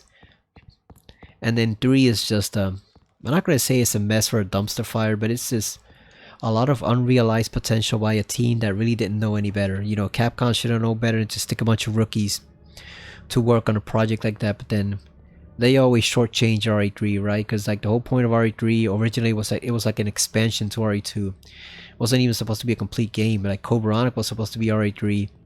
And then a bunch of stuff happened with the Dreamcast and the PlayStation and whatever, that they decided to make the next big Resident Evil game for the Dreamcast, but then they needed something to fill in the PlayStation 1 hole in the meantime, and then that's why they made Last Escape into RE3. And then you know, that's how you get that game where it has some good concepts, it has a lot of great stuff in it, but a lot of people don't like how action oriented it is compared to even the previous 2 games. And they especially don't like how Nemesis pursues you all that time. That's what I see frequently. People are really split on Nemesis. They are really divided on Nemesis. A lot of them don't like how he chases you the entire game. They don't think, I guess, that the rewards you get for killing him are worth it, you know. A lot of people really don't like Nemesis, even in the original. Which is why they toned them down in the remake. It was that, and partly because they also saw the response people had to Mr. X, and apparently people in Japan found it too scary. So they toned it down, and that just actually ruined Nemesis further. So they ruined him after all that. Good old Nemi, they just shit. They just put him through a dumpster basically. Shit, get off me, fool. God damn.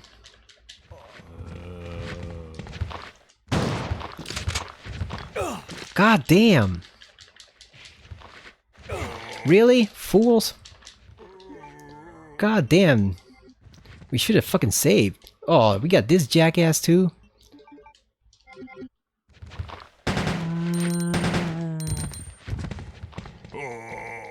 God damn, we gotta crawl back over here. That sucks. I guess it happened eventually, right? Good thing is the bosses here aren't exactly tough, so we don't really need that much health. Like Birkin is a pushover.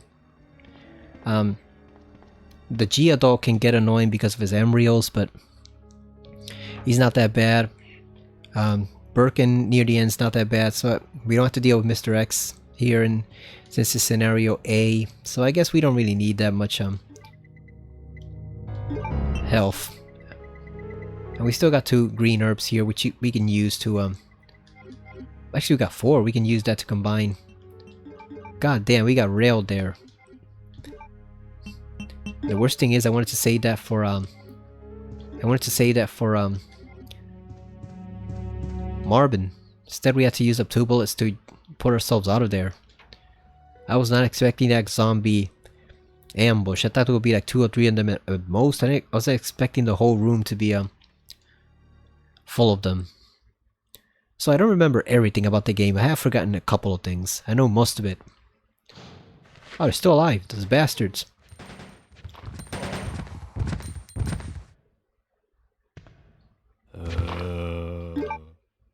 Really? Really, guys? You really gonna do this?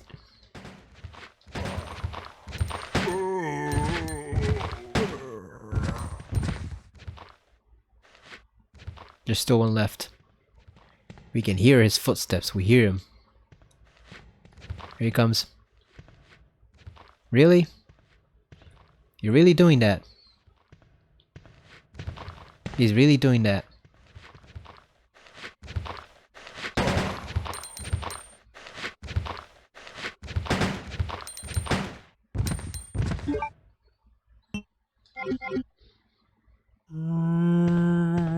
Still not dead. Now he's dead. God damn, we didn't kill any of them. Jesus Christ, they're all still here. We did not kill a single fucking zombie. He's dead now, but god damn, we did not kill a single fucking zombie. We just shot them in half and broke them apart and we didn't do anything. Jesus. Nothing. Zero.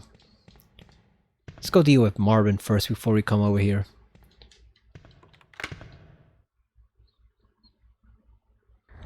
I believe when you come in the B scenario, it's just full of zombies here. They're not in, it's here. They're not in the adjacent room. They're actually over here.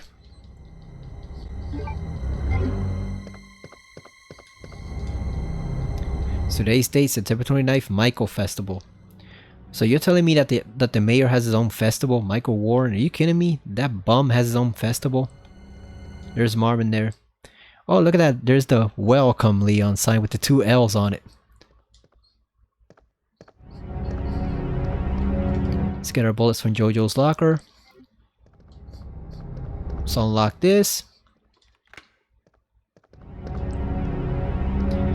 It looks a bit smushed, the welcome sign for Leon there, but you can still see clearly the 2 L's over there. And then they did a nice homage to that in the second game when they have the banner and there's a space between like the L and the C and welcome. Memo to Leon. To Leon S. Kennedy, congratulations on your assignment to the Raccoon City Police Department. We all look forward to having you as part of our team and promise to take good care of you. Welcome aboard. From all the guys at the RPD. Oh, all the guys that we're killing now. And we're gonna kill this dude next. He's right here. Alright Marvin, time to put you out of your misery. Sorry buddy, but it has to be done. We gotta take down Will Smith. Look at that, he turned purple. Just like that. Like magic. That was something. And he's dead. Sorry buddy. We had to do it. We just had to do it. There was no other way. I like his fate better in the remake. It's a lot more poignant. Is that the word you would use? Poignant? You get a lot more sympathy out of him, and especially once you find out that Brad was the one who bit him, the bastard, and then he turned him. Brad was the one who bit him. And he got the chance to bite him because he spoke for one moment, and I guess Marvin was still convinced. Marvin reacted like he was still alive. Basically, he was still convinced that maybe Brad was still in there. He hadn't fully turned, and then Brad just went and bit into his stomach and changed him. And that was it. That was all she wrote. It was over. So that actually makes me hate Brad more, and feel even sorrier for Marvin because he could have just shot Brad and he would have saved himself. But no, he had to have that extra bit of sympathy for his Star's co-worker, and it cost him. You know, that one bout of sympathy, that one bit of compassion from his part when he hesitated was the thing that actually doomed him. So, poor Marvin, huh? What a way to go.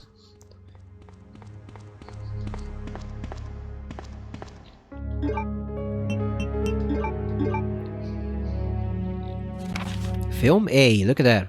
I never really understood what that was the first couple times I played this game until I realized it's an arm similar to Birkin's. It's just a plain old arm with an eye in it. Koji Human Body Experiment 9/15/1524. So it was done on September 15 of that year, and 3:24 o'clock is when they filmed that. Yeah, so Stars did have enough evidence to convict Umbrella. They just didn't do it. They waited for the chief, and the chief was in league with Umbrella all along, so that was all she wrote for that. They were never going to convict them if they were waiting around for that guy to give them permission. We need this key, but I don't remember if we put it away just yet. Because we need more space. I think we should put away the shotgun. I don't think we need the shot. Well, actually, you know what? No, we might need it to clear the area with the zombies. Let's reload it. Let's put away these 3 shells.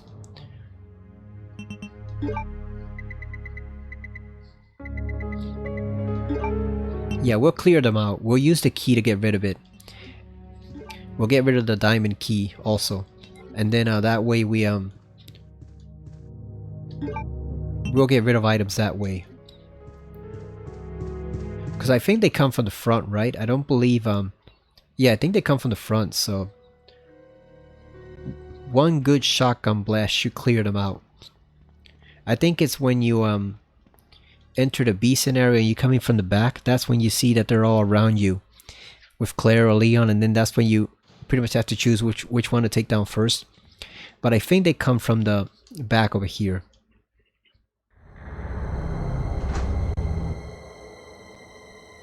Oh yeah, and don't we have the isn't there a room we can enter with the with this key? I think it's a spade key, right? It's the heart key in the remake, but I think it's a spade key, right? When you have the archives, and I think there's a first aid spray there and a crank, so I think we should go get that. You know, we gotta bypass the liquor again, but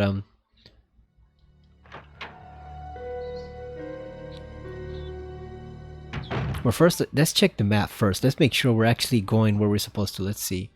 Yeah, it's right there. But I don't know if it's one of these keys or not. I assume it's a spade key, because I don't know where else you use a spade key. I assume it's that. Let's see. Let's just bypass this, and hopefully it's not some key that we pick up later on, because that would suck. If we go through all this and get attacked again, that would be bullshit, so hopefully it's not that key. Yep, there it is. Spade key is useless now. Discard. Excellent. So now we can go in there and get that.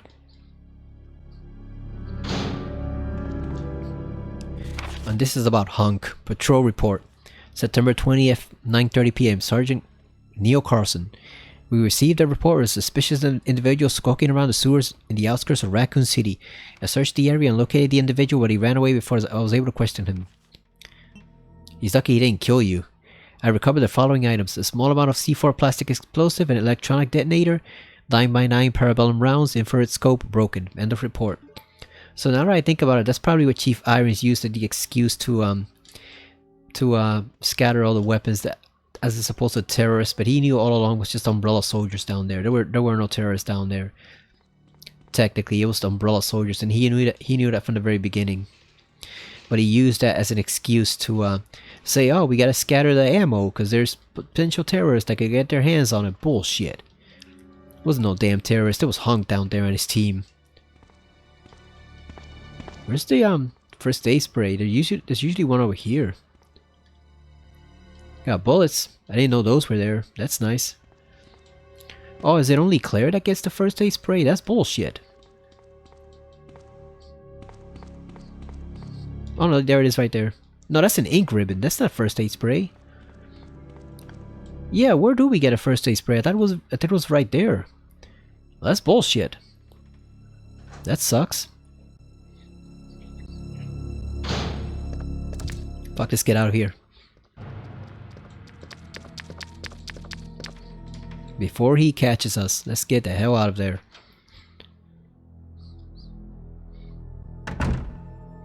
So I thought this game was only going to be like 2 hours or 2.5 hours long, because it can be really short when you play it, but we're actually taking a bit more time.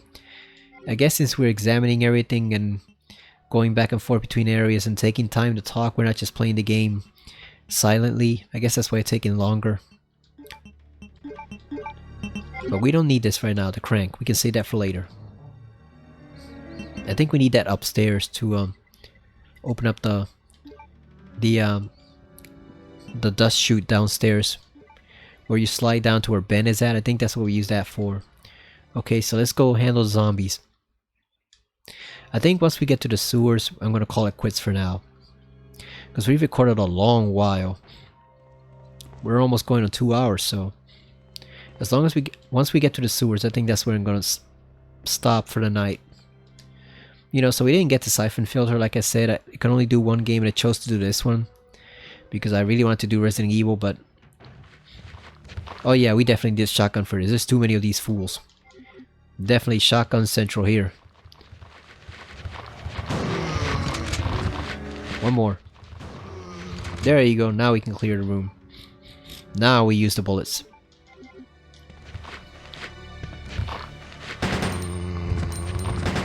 There we go. Not bad. This one's still alive, and this one. There you go, they're done for. I do not hear any other zombies, so I think they're done. Yep. Oh, we got another green herb. I guess we take it. We took everything from the office, right? I don't think there's anything else in here, right? I noticed the office is full of stuff in the remake. There's a ton of them. There's ammo, there's health. Oh shit. Screw whatever's in there. We're not going back. I don't have the ammo for this.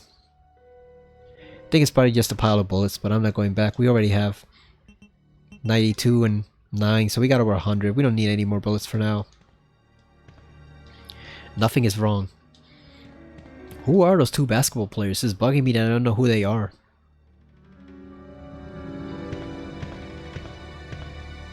These vending machines remind me of the little skit that Sphere Hunter did for a Resident Evil game with some other streamer. You know Sphere Hunter, right? Susie. She did this skit where she was walking like the characters doing tank controls in the games, and then she would step up to a coffee machine, and it would say something like, "The coffee is stale, take it," and then she would just turn around like that and then walk back to the next area. It was basically a life size, like a real life version of tank controls. It was pretty funny. Oh, look at the Miranda rights right there. You have the right to remain silent. Anything can be used against you. Look at that. That's pretty cool. We can actually read the text. I don't think we could read it on the PlayStation 1 version, right? I think we couldn't read the text. Oh shit, we got more zombies? Fuck. It's better to just kill them because we gotta come back there later. He's still not dead. And there's no Mr. X here, so if we don't kill him now, they're just gonna regain their health. And we'll have the same scenario that happened in Dark Room happen here, where they just you gotta waste health shooting them all over again, so it's better to just kill them now.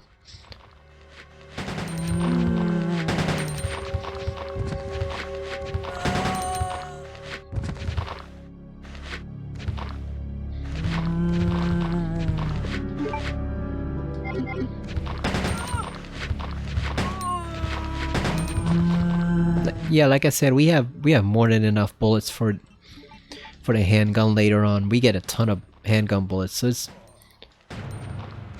as long as you know where the zombies are, it's better to just kill them. There we go. We're all done. No more zombies. Yes, just get rid of them. It's better that way. It's easier.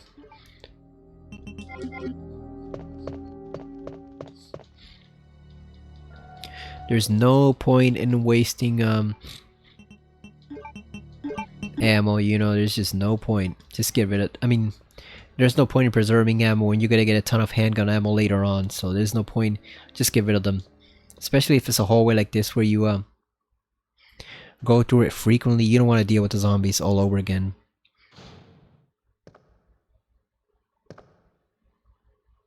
Is he not there? He's not there. I guess he crawls out of a vent and then goes after you. Because we know he's gonna jump there, right? We know he's jumping there. We gotta go back and put some items back because we're not gonna have enough space to pick up. I think there's 2 items in there. There's a cord and something else. We're not gonna have enough space to pick it up.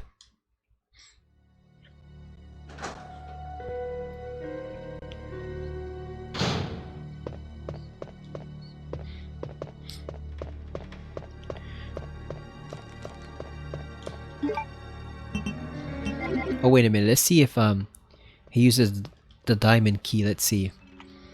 Oh yeah, there we go, we got 2 spaces now. Okay, so we do have enough space. Maybe. Let's see.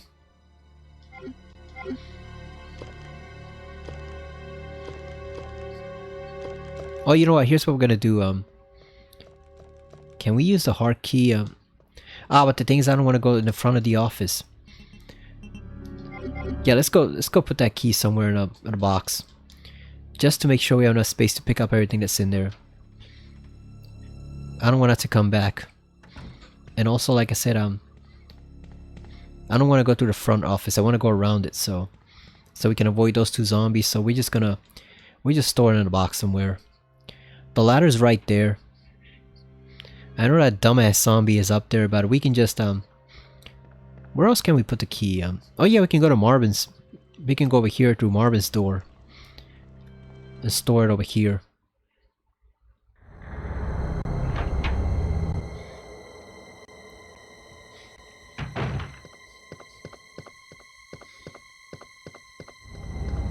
I like how they still keep the ominous music even though the room is completely clear. What other PS1 era games, you know, from this era are your favorites? Mine would obviously be Metal Gear Solid 1. That's always an all-time classic. Legacy of Kain, Soul Reavers, definitely another. The Spyro games, I really love the Spyro games too from this era. Especially Spyro 2 and 3. Maybe 3 more than 2, but I definitely love the Spyro games. The Crash 2 and 3 are pretty good still, even today. Crash Bandicoot 2 and Crash Warped. Those would be definitely some of my favorites. Mega Man X4 was great. That was probably the second best game in the whole series. Mega Man X4. That's an excellent, awesome platforming game. Definitely. Let's put this away. I don't remember where we use it at, so we're just gonna stick it there for now.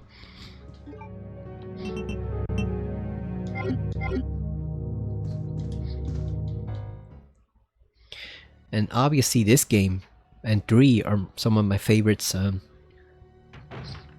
Dino Crisis 2 was pretty good. The original Dino Crisis is very annoying with its respawning enemies and its lack of scares and the subpar weapons and puzzles that drive you up the wall. They drive you insane trying to solve them. But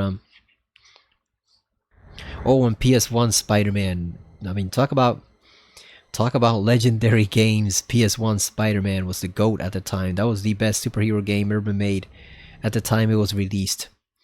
You know, and it quickly got eclipsed by other games once we made it to the PS2 era, but for the PS1 era, that was by far the best superhero game ever made at the time. PS1 Spider-Man. To this date, I've still not played the sequel to that game, Spider-Man 2 Enter Electro. I gotta play that game. I've heard it's mediocre though, because apparently it was developed by Vicarious Visions, not Neversoft, and that's why it's a bit janky. Kind of sus, kind of questionable, but I should still probably play it anyway, just to see what it was like, you know. You know, I've never experienced that game, the sequel game, so might as well give it a try someday.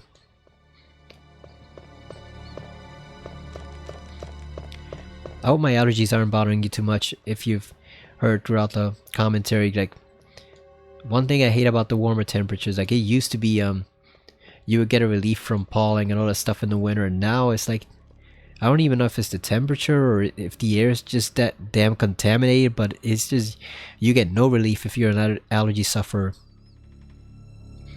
You have allergies in spring, you have allergies in summer, you have allergies in fall, and you have allergies in winter. You get no relief whatsoever.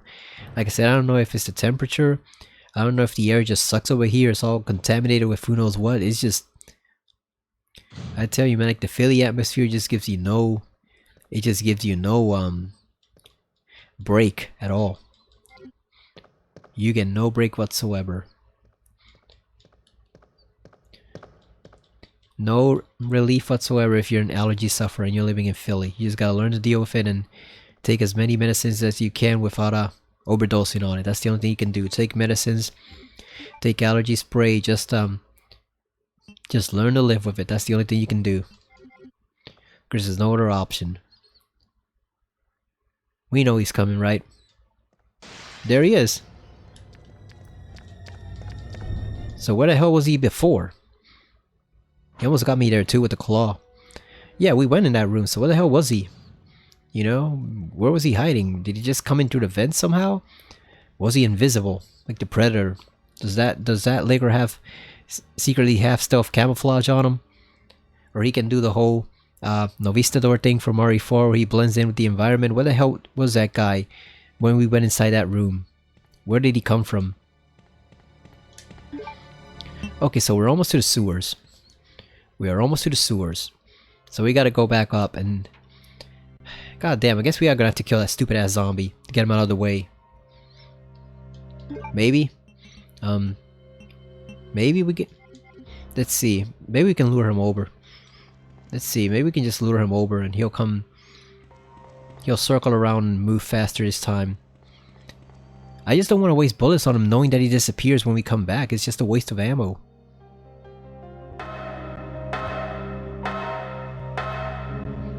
Because the Licker takes care of him. Once you can't have two enemies at the same time, so the Licker takes care of him. Yeah, let's just lure him over here. Come on. Come on, man. We're waiting for you. Here we go. Let's just lure him over here. I guess you just have to keep track with him. You gotta keep pace with him.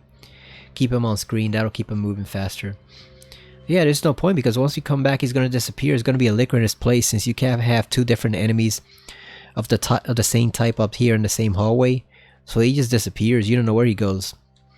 So there is no point in wasting a shotgun shell or maybe if we hadn't killed that one over there, the one we killed that was unnecessary, because that's where you find the unicorn medal in the B scenario. You would find it over there where that plaque was on the opposite side. So I guess maybe if we hadn't killed that guy, we could have killed this guy, but yeah, there's no point because he's gonna disappear as soon as you come back from the sewers.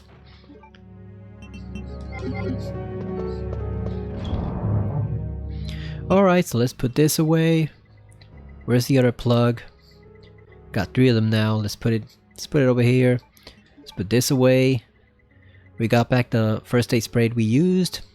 And let's put this over here. No, let's put this one here. Let's put this one here. We don't need it for now. We're gonna get rid of the heart key soon. The only question is, I wonder if we should save now or should we save down there in the sewers? Because I think there's dogs over there. I think there's dogs. And I know there's dogs downstairs, so...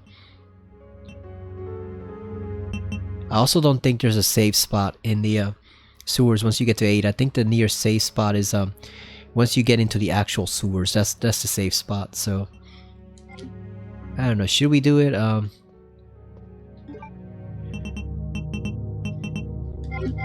Fuck it, let's go. Let's go. Let's do it. Let's get rid of all that stuff.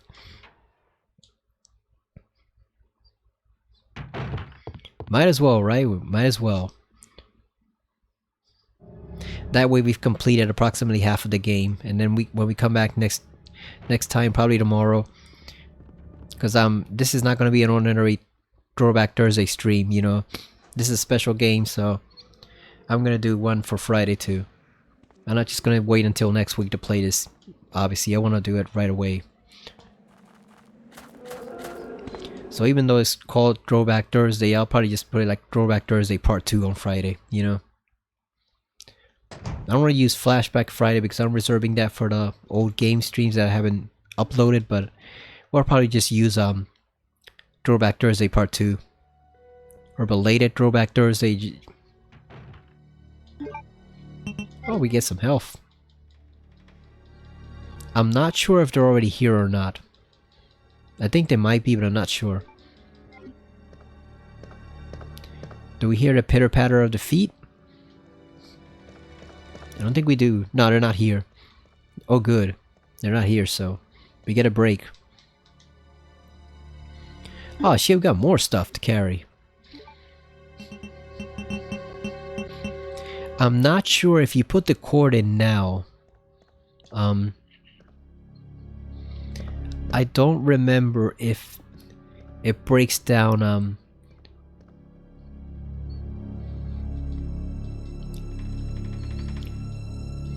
Let's see. Should we put it now? Let's just use it now. Might as well, right? Let's use it now. Hopefully that'll block the zombies, because we no longer have to go in that hallway over there, and then Claire and Claire B doesn't have to go over there for any reason at all, so... You know, she doesn't have to go in that hallway, so I might as well just put it here. Whatever. It's not like the zombies are tough to get around. You know? They're easy to get around if you know what you're doing. We should probably go back and... We should probably go back and store those health items upstairs. So that we don't have to leave a ton of stuff behind when we run into Ada. Because yeah, we're gonna run to Ada Wong soon. Everybody's favorite character, right? Ada Wong.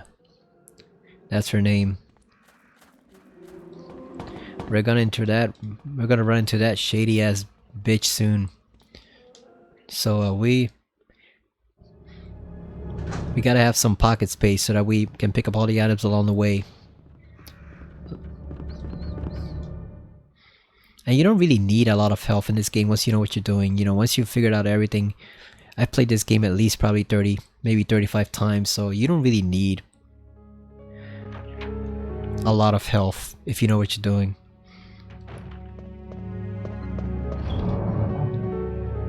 Alright, so let's store this because we don't need it. Right now, we don't need that. Yeah, let's store the green herbs too. Store it over here. There we go. Got a lot of space. Plus, you don't see the dogs in the parking lot until after you come back from meeting with Ada, so... Either way, you don't really need a lot of health down there. We should be fine.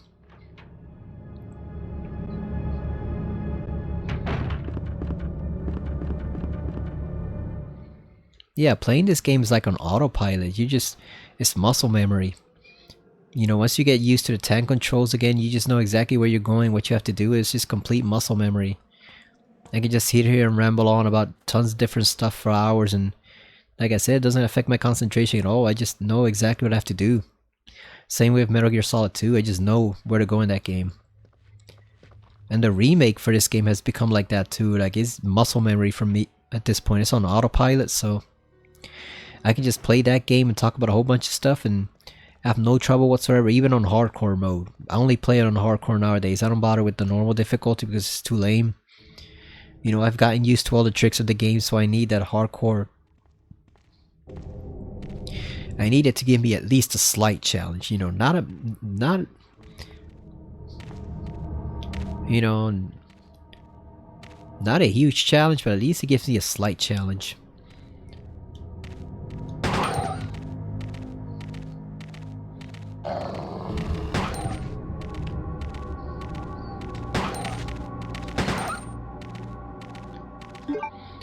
You want to be careful with the dogs because I don't think they take as many bullets as the zombies, so you want to make sure you don't overshoot and use too many bullets to take them down. I prefer to use the manual, but I don't think you can switch, right? Oh yeah, you can use manual. Okay. Yeah, let's switch for a moment, just for the dogs. If he ever comes over here. I don't know where he is right now.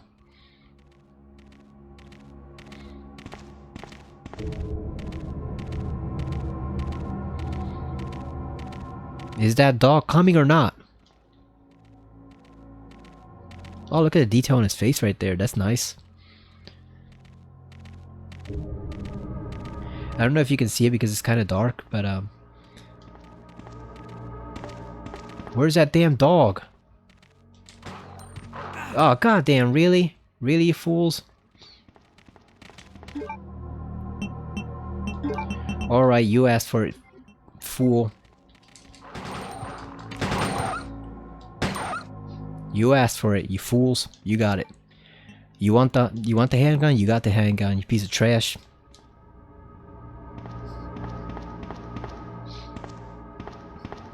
Let's go over here. I believe there's a red herb over here.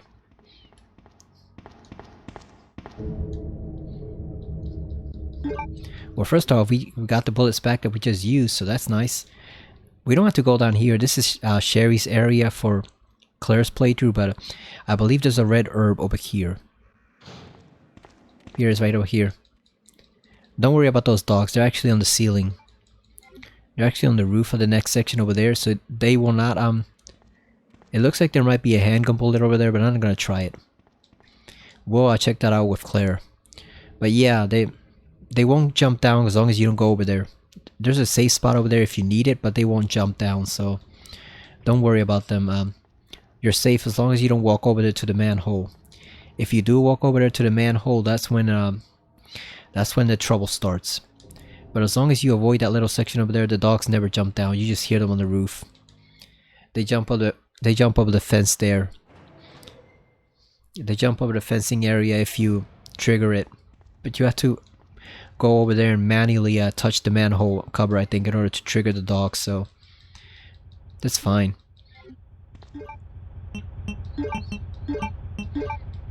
Got another combination of red and green herb. We're making progress. Got the police map.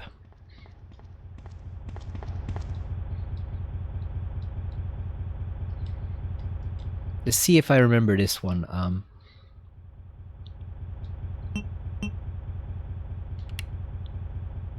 I believe it's up, up, down, down, and then up. I believe it's that one. Let's see. There it is. Excellent.